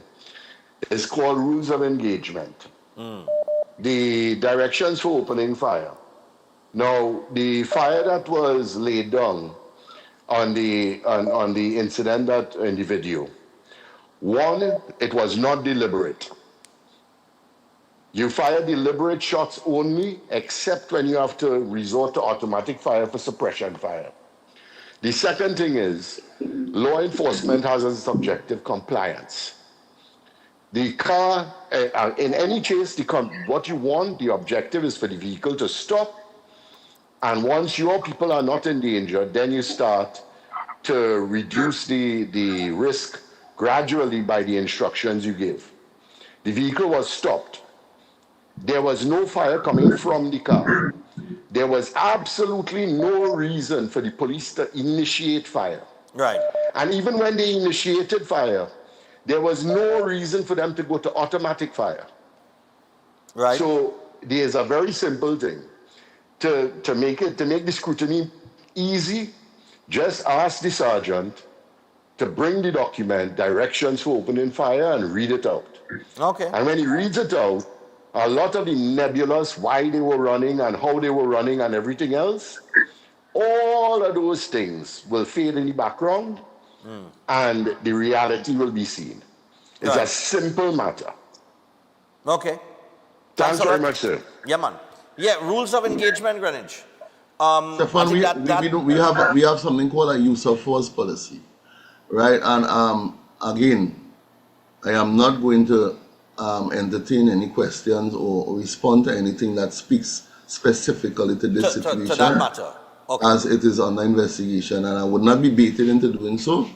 But okay, we will take the caller's point, but just on the last part of the question that I asked you, when an officer is involved in a shooting, do they go back to duty, or are they not immediately. Not immediately. Not immediately. So what's the Especially procedure there? as that may be as traumatizing as this. Right. They would be on duty, but I don't think any senior would have them going out on patrols and things at this time. Because based on the mental health. Because remember, at the end of the day, these officers are thinking about tomorrow. Chances are I may be charged, and I may not be charged. What is taking place in me, and that by itself can affect your mental health as well. Right. The reason why I ask you that is that I heard what the Commissioner of Police said, that at this time he does not see any reason to suspend the officers. Now, that could come across to the public as if the officers are out on patrol today. And that's, that's the reason for me asking to just get clarity and understanding to the public that that is not the case. And what the Commissioner was alluding to, that there must be due process. Right. Right? And until such time as an instruction comes down, they are innocent until proven guilty. Right. Or until before the court. Right. Right. As such, there's no grounds in which to sort of suspend anybody yet. Okay. So the Commissioner. Right. Right. But what I'm saying is, when he says, you have to understand how people is think out here. It have people who will think rationally, irrationally, and then it have people who don't think at all. So, so for the people, so maybe for the people, the irrational thinkers or the ones that don't think at all, I just wanted clarity, because when a Commissioner of Police says no reason to suspend people, there are some people that will think that these officers, that an officer may be involved in a situation like the one in St. Augustine, and then the next day they're back in a vehicle on patrol. But that is not the case. No reasonable thinking SDO would put them back on patrol at this time. Right, that's what I want to get clear. So while they're not suspended, it does not mean that they're on patrol. But they could be, they're still in rotation at the police station. Right. Desk job. All right. Most likely. Right, that's what I wanted to get clarity on there. All right, I'm going to take this final one here. Now, we have time for about maybe two more. Let's see how it goes. Hello, good morning. Yes, sir, good morning. Sergeant, morning. Good morning. Yeah, I think police now have it harder than police back in the day. The reason why I'm saying that is because if you look at a lot of videos, people always challenging the police. People always want to run up on the police. And then I blame the YouTube videos for that. The reason why I say that is that time police stop a man. And the man asking the police if they have a warrant to search the car. That is not Trinidad law. That is not Trinidad law. I see watching too much blasted YouTube videos. In them YouTube videos, when you're watching the police YouTube videos, police have a warrant to search car in the States, not in Trinidad. Okay. And they're always challenging the police, and somebody who not connected to the matter always pushing in them out and pushing in themselves. That's why I think police are supposed to get taser, and the minute you run up on them, well, yes, get them on the current, you have any taser, yes? All right. Let me ask Greenwich about that. Greenwich, you all have non-lethal weapons, right? Yes, Stefan. We have been introduced to tasers, but not every unit or department in the Trinidad Police Service would have them at present. Okay. What about dash cams or body cams? Well, we know about the body cams. So I think we have about 1,200 body cams. And there are a few vehicles that are fitted with dash cams as well. There are a few vehicles fitted with dash cams? Yes. Okay.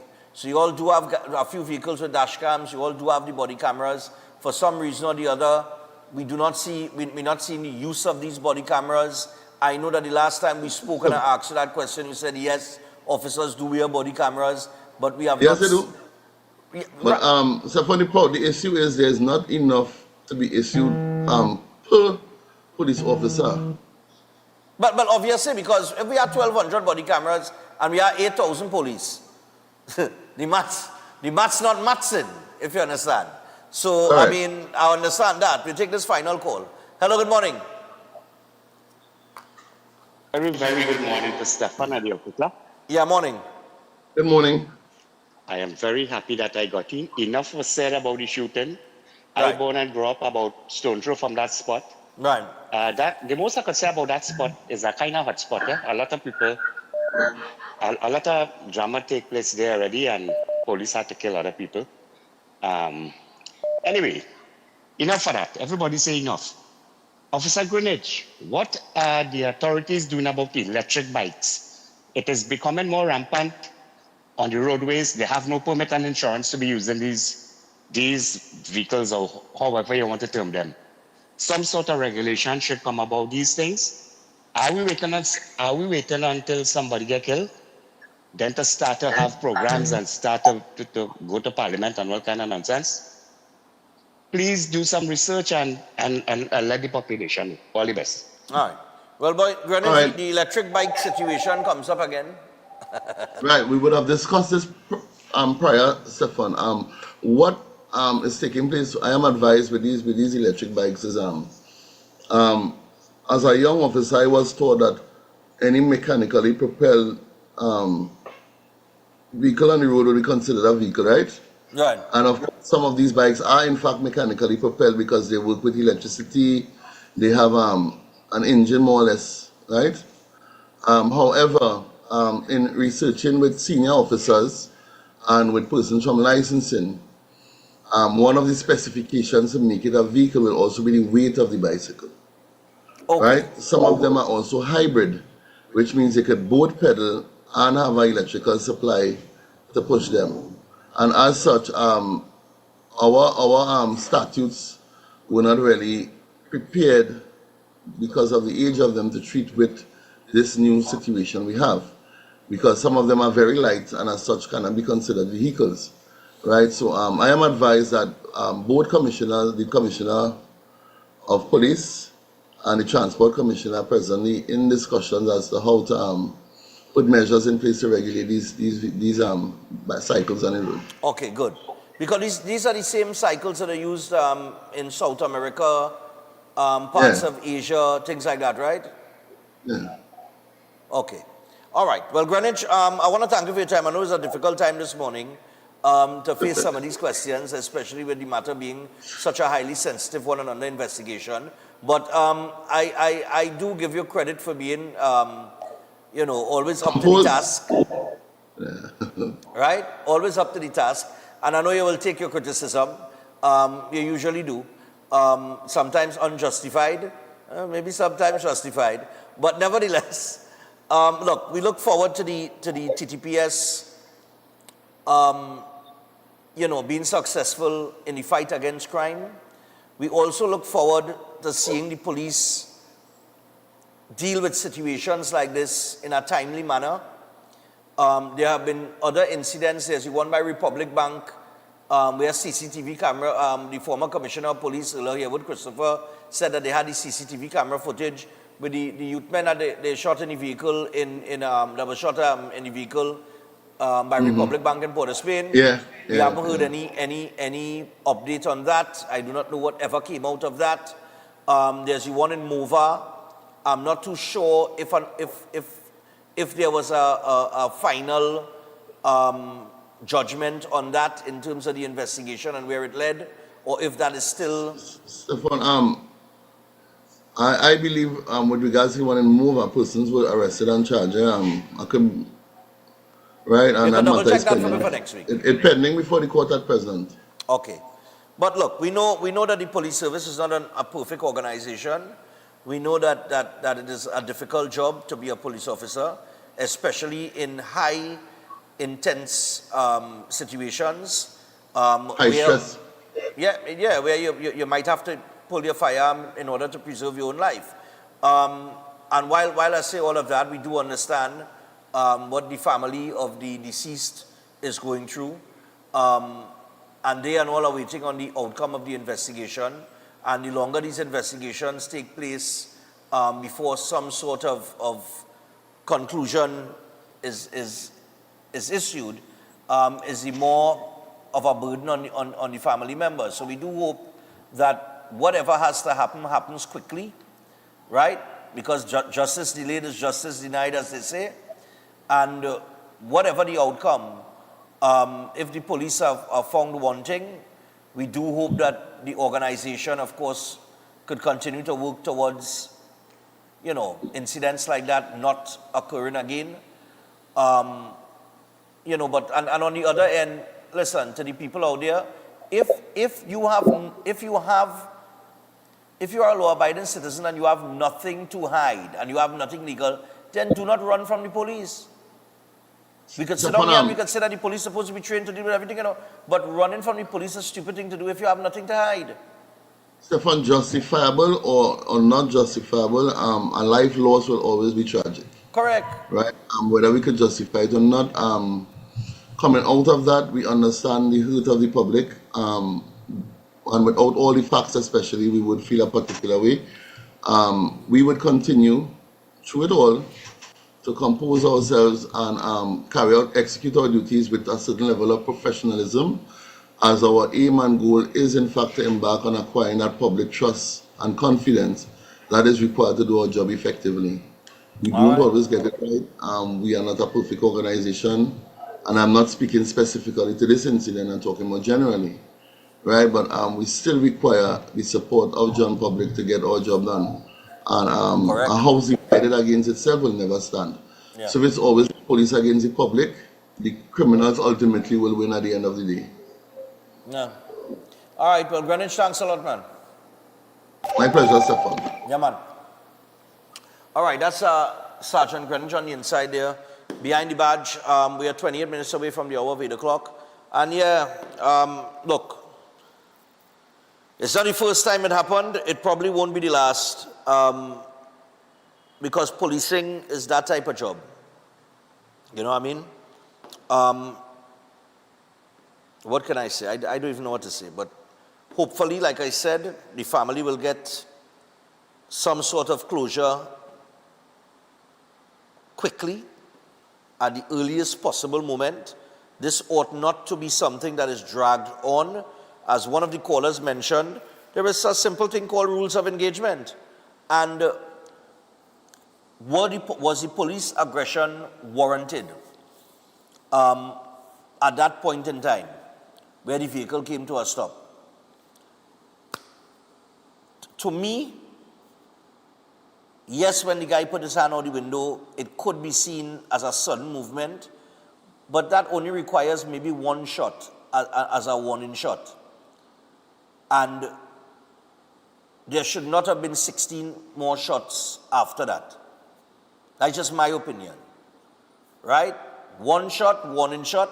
By the time that shot go off, if you didn't see when the hand came out the window, if you had a gun or not, after that warning shot, one out of the 3 officers involved here ought to have seen that the victim was unarmed. It ain't no one police officer, it's 3 of them. So somebody must see that, right? And I just thought that the ceasefire came a bit late. Why the police would have been so aggressive in a situation like this, I cannot say. Because like I say, I do not know what took place before they bend the corner. Whether or not what took place before they bend the corner is relevant or not, I can't say because we haven't seen what took place. So I think the Commissioner of Police said that he had contemplated releasing other footage that was available. However, that has not occurred. So in the absence of that, in the absence of body camera footage, in the absence of dash cam footage, because a dash cam would have the car chase, right? So in the absence of these things being released to the public, what is going to happen is a lot of speculation, a lot of public opinion, and you know what I mean, and that's going to be allowed to circulate, and I just think we could avoid all of that by dealing with this quickly. And if the officers are wrong, then they should ought to face the consequences as it relates to being wrong in a situation like that. Right? But we'll see how it goes as the investigation continues. But don't let us be no 2-year and 3-year investigation in Guevara. All right? We take the break. When we come back, Pastor John is with us. Stay tuned.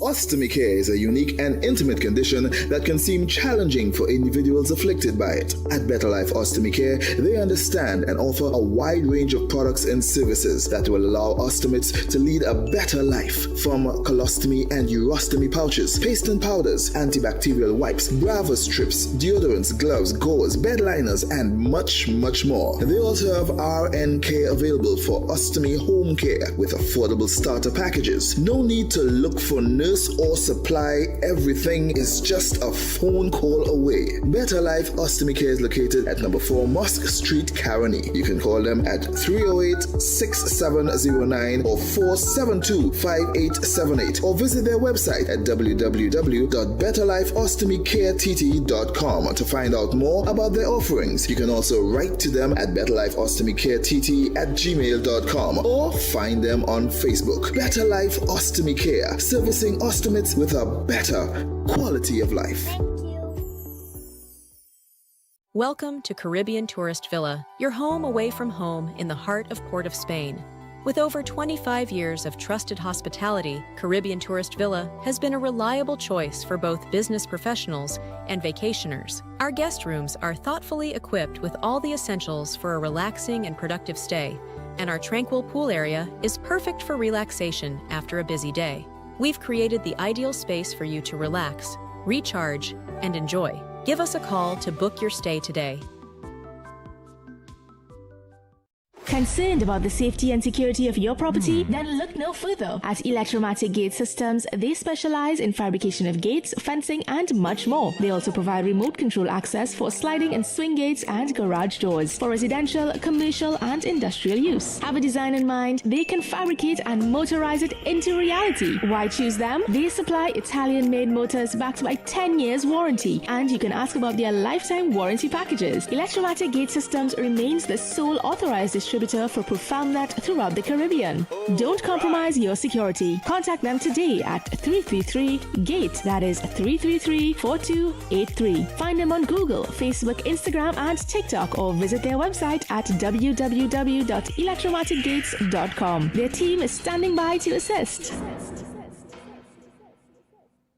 Air conditioning problems? Then look no further. A&K Air Conditioning Supplies offers you an easy solution for all your automotive, commercial, and domestic air conditioning needs. With 2 convenient locations to serve you, A&K Air Conditioning Supplies offers you an extensive range of parts and services, including pressure test kits, refrigerator parts, front and rear evaporators for maxi taxis. They also cater for both foreign and local automobile models like Kia, Hyundai, Honda, Nissan, and more. So pay them a visit today at either of their 2 locations. Number 36 Alfonso Street, Sangre Grande. Phone 784-2707 or 386-5700. And number 133 Corner Roland Street and Bonaventure Main Road, Gasparillo. Phone 312-2245 or 782-9720.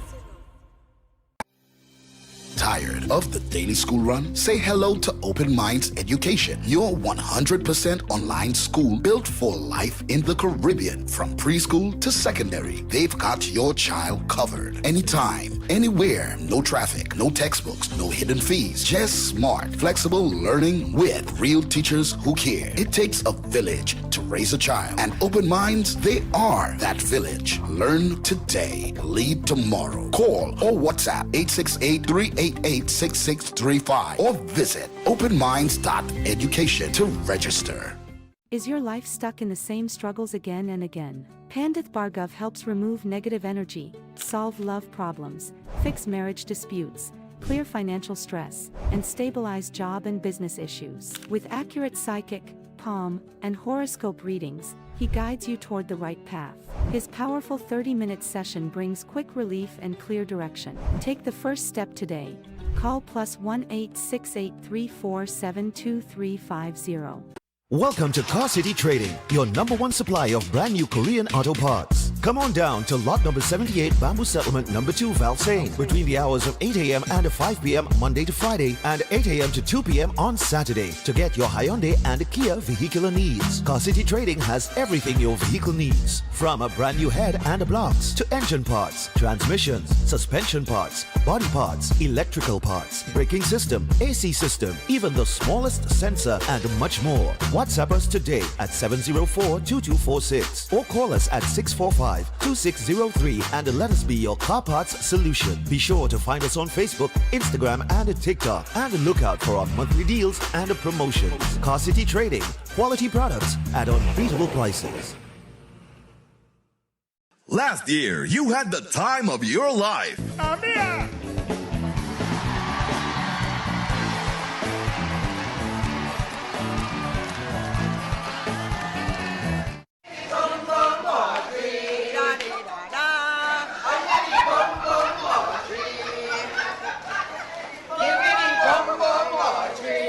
This year will be even more fantastic. Get your tickets now for Gone But Not Forgotten 2. I feel like home. They gave us the memories. Woman, you could run away too. They gave us the rhythms of life. Now let's give them their flowers. Trinidad and Tobago, join us for a special tribute to our legendary musical icons who have passed on in Gone But Not Forgotten. Including Bunny, Swallow, Singing Francine, Shadow, Arrow, Maestro, Rootsman, Blacks, Sandoli, Ras Shorty Eye, plus lots more. Their music still lives on in our heart. An unforgettable night as we celebrate their legacy in Gone But Not Forgotten. Wednesday, February 4th at Napa and Thursday, February 5th at Sapa. Showtime both nights, 6:30 p.m. Your master of ceremonies, Sonny Bling. Tickets $300 and $250. Early bird tickets bought by Monday, January 26th cost $50 less. Available at Crosby's, Jumbo Foods Barataria, Mart's Liquor Palace, Diego Martin Main Road, all Kenny Sports, Western Union, Tuna Puna, all Extra Foods, Athletes by the Park, and IslandEtickets.com. An extra $10 off for online purchases. For more info, call 732-3402. Gone, but not forgotten.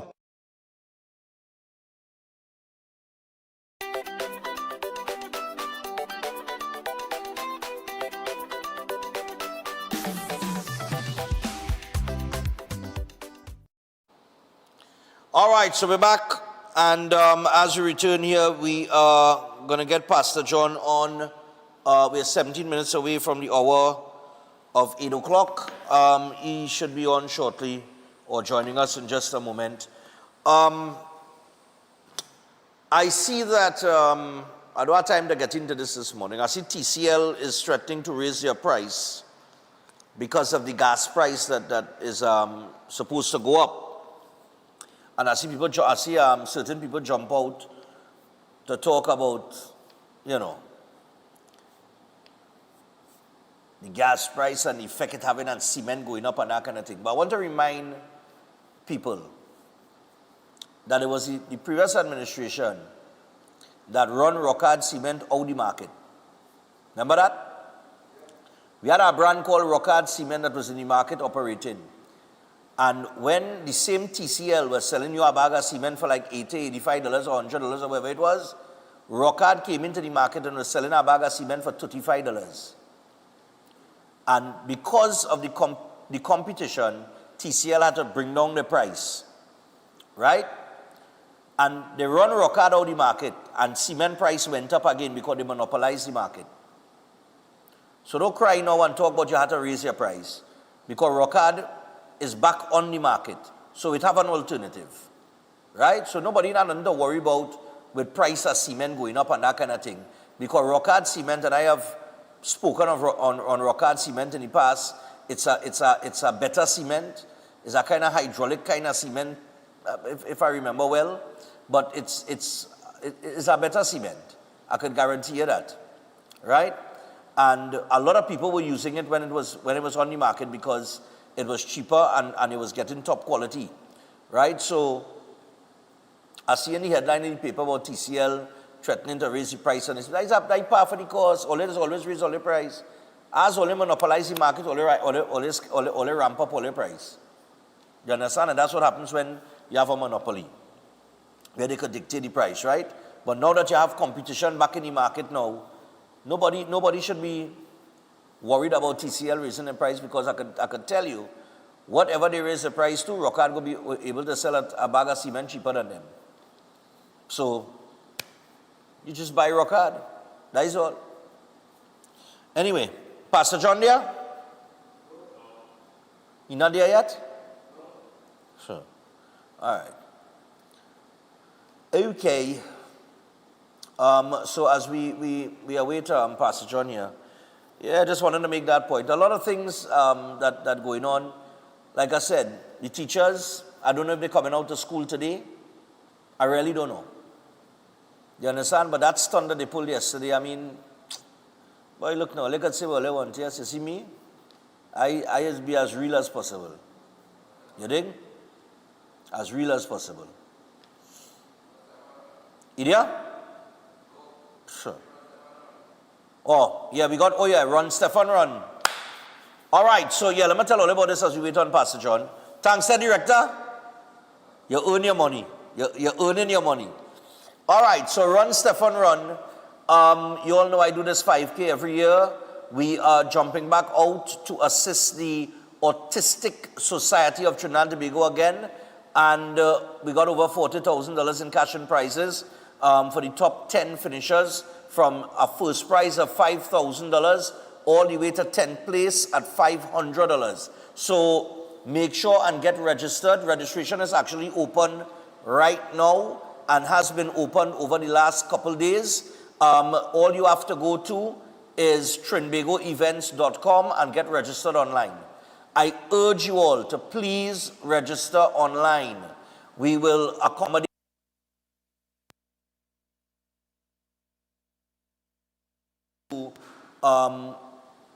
to engage them on that and organize that, but that won't happen until after Carnival.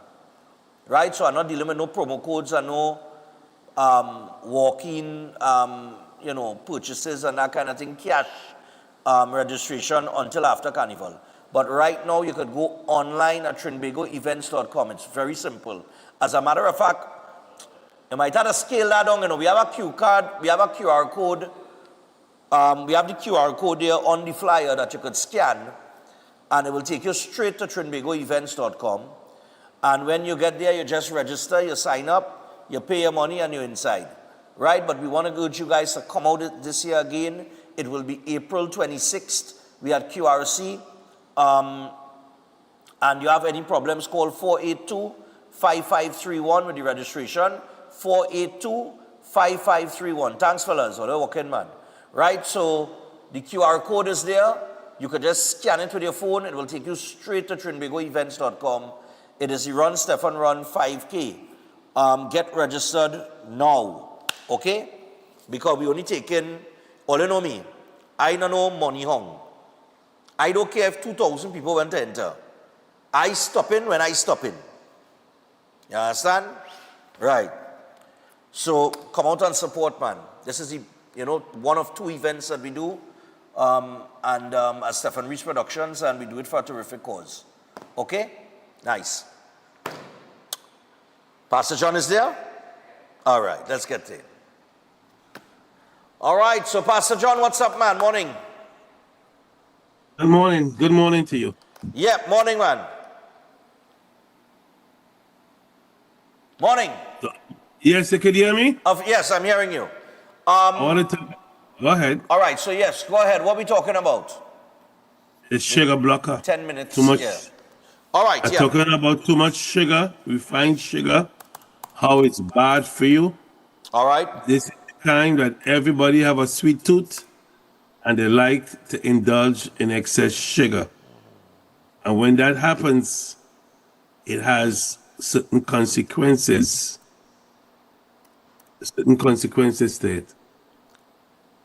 Right. And that's what I want to talk about this morning. Sure, man. The stage is yours. The floor is yours. Okay. Statements made about products have not been evaluated by the Food and Drug Administration. This product is not intended to diagnose, treat, mitigate, cure or prevent any disease.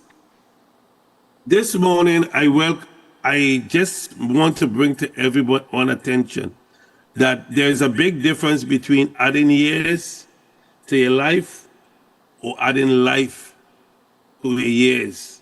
If I have never said anything on this program that I wanted to sink in deep as possible, is there's a big difference between adding years to your life or life to your years. And the story about sugar today is too much sugar in the blood. It's called diabetes. Too much sugar in the system. It's called cancer. Too much sugar in a child's brain. It's ADHD. In an adult brain, it's dementia or Alzheimer's. Too much sugar in the eyes. It's called glaucoma or cataract. Too much sugar in the man's system. It is called erectile dysfunction. Too much sugar in the teeth is called cavities. Too much sugar on your skin is called wrinkles. This is something that everyone that listened to me today, sugar is 8 times more addictive than cocaine, and it lays the foundation for your end game. The sugar blocker contains white kidney beans, L-arabinose, chromium picolinate, green coffee beans, and red beetroot. That's what make up the sugar blocker that literally will protect sugar from damaging your system. Because right now we live in our society where every 38 seconds, someone dies from cardiovascular disease. It is recommended by the authorities, the USDA, that you should consume no more than 32 grams of sugar on a daily basis. The average American is consuming minimum 212 grams of sugar. So we are overindulging in the sugar consumption. And just like drugs, it stimulated dopamine, the feel-good hormone. That's why you like it. Ask anyone. You have never seen anyone eating ice cream or cake. You have never seen it in the world, whereby you're sad if something is wrong with you. Don't care if you and somebody just followed and was arguing. But the minute you start to eat the sweet stuff, you have a smile on your face. It's like a baby. You give the baby a toy or something nice. And because of it, too many people are struggling. 95% of the world overindulge in sugar. It becomes an addiction. It becomes such an addiction that it's legal. You could do it. You could do whatever you wish to do. Eat as much as you want. Nobody's coming to lock you up. But it is damaging to your ecosystem. And that's where it comes in very, very, very bad. 1 can of soda have 13 teaspoons of sugar. Beers, alcohol is pure sugar. That's what they're drinking. Sugar, fermented sugar. That's why sugar interferes with your good bacteria. It destroys your lactobacillus and your bifidobacterium. It damages your microbiome. That's what sugar causes. And the everyday situation during the sugar blocker, especially if you are addicted, maybe 3 times a day as just before meals. You put it in water and all you do is just drink it. That's what you do. So this is just a breakdown of how dangerous sugar is. If you have diabetes, you need a sugar blocker like overnight. Sugar blocker, it blocks the sugar from damaging your endothelium, the lining of your red blood vessel. Right. So that's breaking it down in a shell. If somebody wants to know more about it, they could call me at 516-286-7079. I could break down the white kidney beans, what it does for you, the elabarinos, what it does for you, the picolonade, the green coffee beans, and the red beetroot. Time doesn't permit me on a program like this to go deep into it. Hold on, you mentioned green coffee beans. Right? Yes. I have heard of that some years ago, green coffee beans. Somebody tell me start taking green coffee beans. What's the real deal with that? What are the benefits of that?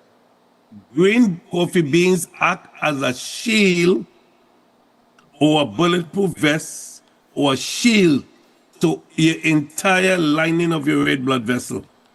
So when you consume sugar, sugar will literally will flush out if it have nothing to latch on to. Right. So just imagine you buy a car and you polish your car and rain fall on the car and you see water running off the car like beads. Right. See, that's the best, well, I don't know if it's the best illustration. That's an illustration that I'm using now to describe because it serves as a coating on the lining of your red blood vessel. So it will not damage. Just like for your brain, it serves a coating to help the blood-brain barrier. So the pathogens that get in the brain that causes Alzheimer's and cognitive declines and all kind of stuff will not penetrate the blood-brain barrier to get to the brain. Okay. And that... Very, very, very good. All right. So you mentioned different types of sugar there as well. What was the type of sugar you mentioned again? Well, it's basically refined sugar because sugar from the garden or from fruits and vegetables is not harmful to you. Right. It's the refined sugar that has the chemicals in the sugar that is damaging the ecosystem. And what about the artificial ones? The artificial sweeteners are even worse than the pure sugar. They say it worse, but like what makes them worse? Because of the process of chemicals. The more chemicals, or I don't have each one in front of me now, but for example, you processing some like for example, elabarinos. If you eat elabarinos just like that as a fruit, you have, or use it as a sugar, you have 60% of the taste of sugar on the kitchen table. Now they go in a lab, may take sugar cane and all the different stuff to go and make sugar, but the process of how much chemical to get it to stay sweet consistently is what do the damage, is the chemicals that they get addicted to. If it was just sweet only, most people will love watermelon and they will, I'm not saying they don't like it, but you would like to use honey, organic honey. Most people tell you, so a matter of fact, if you give somebody honey to drink now, unless they have the cold or sore throat, they ain't drinking that because they think that, oh, I don't like honey.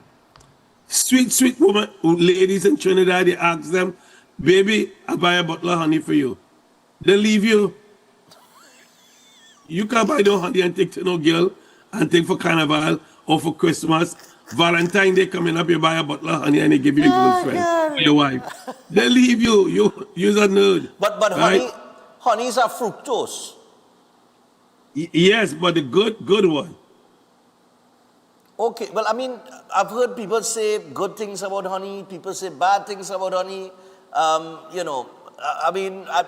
If they want to use any bad thing about honey, the only thing you can say bad about honey and it's not honey, that too when you start to mix it and the companies take it and process it and put different stuff in it, but then it's not honey. You're calling it honey. But you have a beehive or you know someone with a beehive and you're getting pure honey from the bee, that's what they do. Jesus used to live on honeycomb. Okay. All right. So honey good. Johnny Baptist live on honeycomb. Honey good, and fish. Sugar bad. But we know sugar.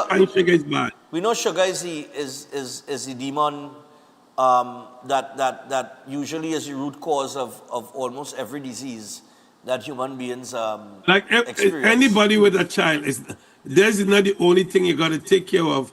But if you have a child with like somebody with a child with autism or any brain disorders, schizophrenia, stop feeding them with sugar. Start giving them the sugar blocker. You will be on your way to see good things happening to the person. Okay. Even pain. You could identify your pain with your arthritis in the night and ask yourself how much sugar you eat after 6 o'clock in the evening. So sometimes you're complaining to the person who's selling the stuff about it ain't working, I still have pain. Stop eating the sugar because sugar increases the pain. Yeah. So it's up to the individual. It is dangerous. It's the most consumed product in the entire world. If you're selling sugar, you can't go bankrupt. Everybody love it. In demand. Yeah, people. I mean, I think people are more aware now, especially in time that I've been doing the program and we've been highlighting it. Through this segment and other segments. Like every segment, sugar is always at the root cause of every problem. But for some reason or the other, we just can't leave it alone. It's almost in everything. You're baking bread, you put sugar. You go to buy little cookies or biscuit or whatever, it has sugar. There are all these little things that sugar is in everything. Sugar and flour. Look, I married, my wife is from Barbados. And when we get married decades ago, you seen a thing and you're in the kitchen together because you lovey-dovey. I see her making soup and making dumpling. And I see her putting sugar in dumpling because my mom never put sugar in dumpling. I actually she mad. And them days I like it because them days I don't know better. So in Barbados, she said that's how they do dumpling. They put sugar in dumpling. All right, sugar in dumpling. In the dumpling, when they're making a dumpling, making soup, they put sugar in it. In the dumpling. This I'm telling you. Yeah, you go and make meat. You bring the sugar with, you bring the oil or whatever the case with sugar. Yeah. Everything is sugar. And I mean, children grow up on sweet thing, eh? Now you understand. They're addicted.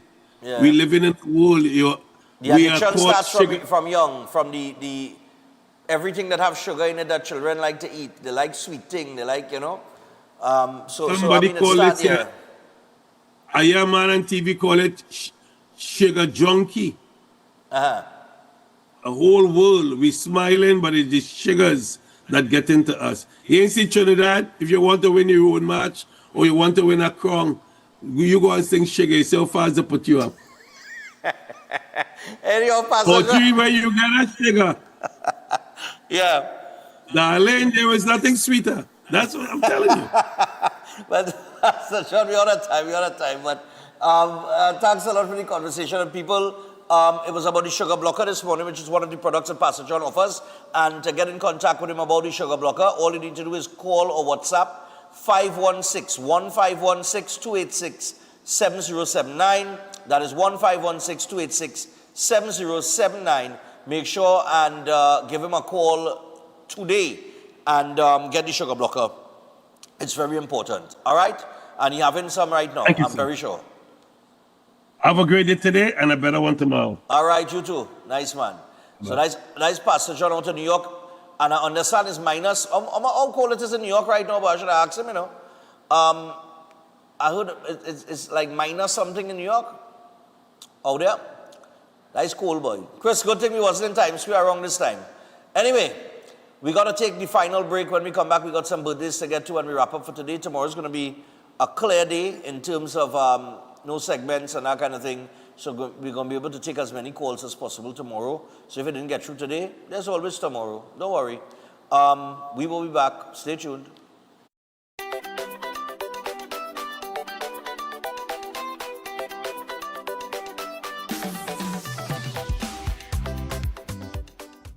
This week, Classic Russo continues. On Wednesday, 28th January, Classic Russo is back at home, City Hall, Knox Street, Port of Spain, with Ladies' Night. 2 persons on 1 ticket for $300. On Thursday, 29th, it's not because you retire. It's Retirees Night with a special retirees price of $125. Both shows 8 p.m. And on Friday, 30th January, we're at the Coco Shed La Brea from 7 p.m. featuring our star-studded cast. All round Founder, Crazy, Contender, Manchild, Hamidullah, Lady Wonder, Shirlane, Twiggy, Dr. Wilby, Charlene Bailey, Master G, Mark Eastman, Garth Sinclair, The Youthful, Kyle Cowie, Andre Nelson, Nefta Kojo, Jay Edwards, and many others. MC Shirlane Hendrickson, chorus by the Classic Russo Diamonds, music by Classic Russo Orchestra. Get your tickets at Crosby St. James, Tuco offices, New City Mall, and Fowler Bray at the Cocoa Shed till showtime. Classic Russo for Classic Kaiso.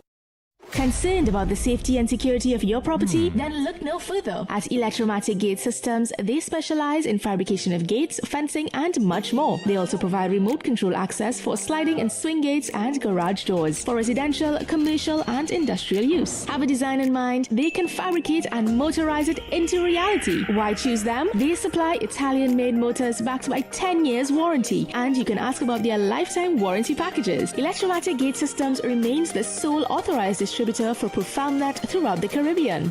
Don't compromise your security. Contact them today at 333-GATE. That is 333-4283. Find them on Google, Facebook, Instagram, and TikTok, or visit their website at www.electromaticgates.com. Their team is standing by to assist. When the carnival pace pick up, Royal Castle is the most tasty and convenient stop. Welcome to Royal Castle's drive-thru. Whether we heading to the beach with chicken buckets and sides, having a house line with all the combos and sandwiches, or we stop by the castle to eat before the fete. Royal Castle local flavor is always part of the carnival. If you're planning an event, make us your first option. At Reality of a Dream, we can make your event memorable. We can assist in planning your corporate functions, moderate gatherings, family occasions, christenings, and more. We also cater for weddings and other special occasions. Our newly renovated venue includes a majestic entryway, which takes you along a path to a fantastic indoor facility which can accommodate up to 80 dining guests. A recently completed, fully air-conditioned, beautifully designed wing, which maintains the theme and flow of Reality of a Dream, adds 30 extra seats for dining guests. In total, we can now seat a total of 110 dining guests. Come see for yourself the splendor that awaits you. Walk along the path and make your way to the breathtaking, well-maintained swimming pool and gazebo, and also the entire grounds of Reality of a Dream. We've also updated the Dream Suite, which comes with all modern conveniences, where guests can enjoy the feeling of an exquisite retreat overlooking the entire area. Reality of a Dream caters to professional events. We provide secured parking for guests, so call us at 332-6880 and ask for Harriet, located at number 15 Moses Avenue, San Juan. Reality of a Dream, making dreams come true every day.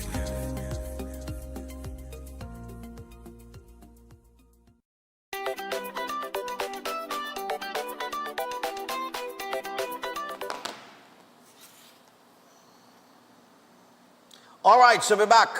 And at the laughter, I'll just sit our voice note during the break. At the laugh, yes, right? Oh, God. All right, so we got to have some birthdays to get to. I really had a laugh. Oh, God. Yeah, I tell you. Only 3? All right. So I, Stefan, we would like to send birthday greetings to a wonderful husband, Chris, who is celebrating his birthday today. May your day be filled with blessings. Cheers to you from your wife, children, and grandchildren. And that is Chris. Chris, happy birthday to you, man. Also, we would like to wish Francisca Ramlogan from Emmanuel Junction, Tabakit, a happy birthday. Her birthday will be on Thursday, the 29th of January, 2026. And that's tomorrow. And your sister, Phyllis Garcia Singh, would like to let you know that she loves you and she wishes you many more wonderful years ahead. In Jesus' name. All right? And best regards from Kimberly Sinanan on behalf of Phyllis Garcia Singh. All right? So happy birthday to you, Francisca.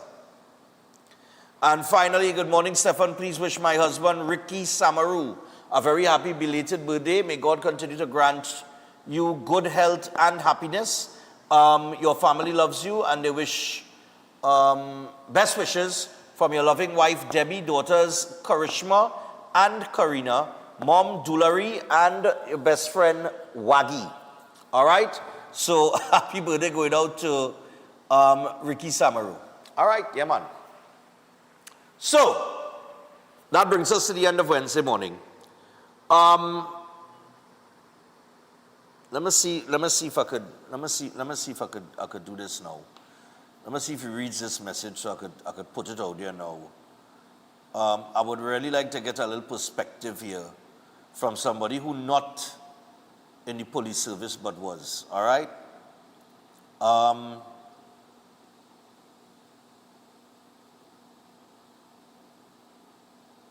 Yes, now.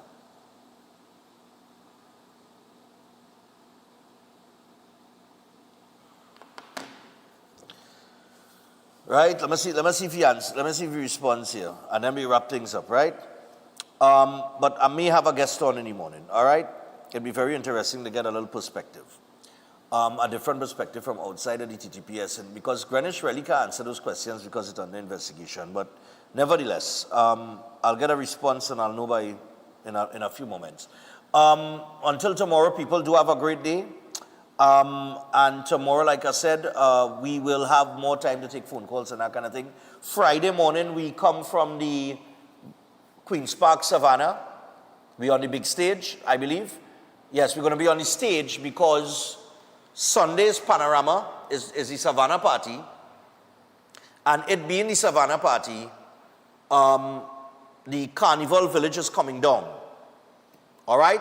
So this is your last hurrah to experience the Carnival Village. Flavor Village will still be up.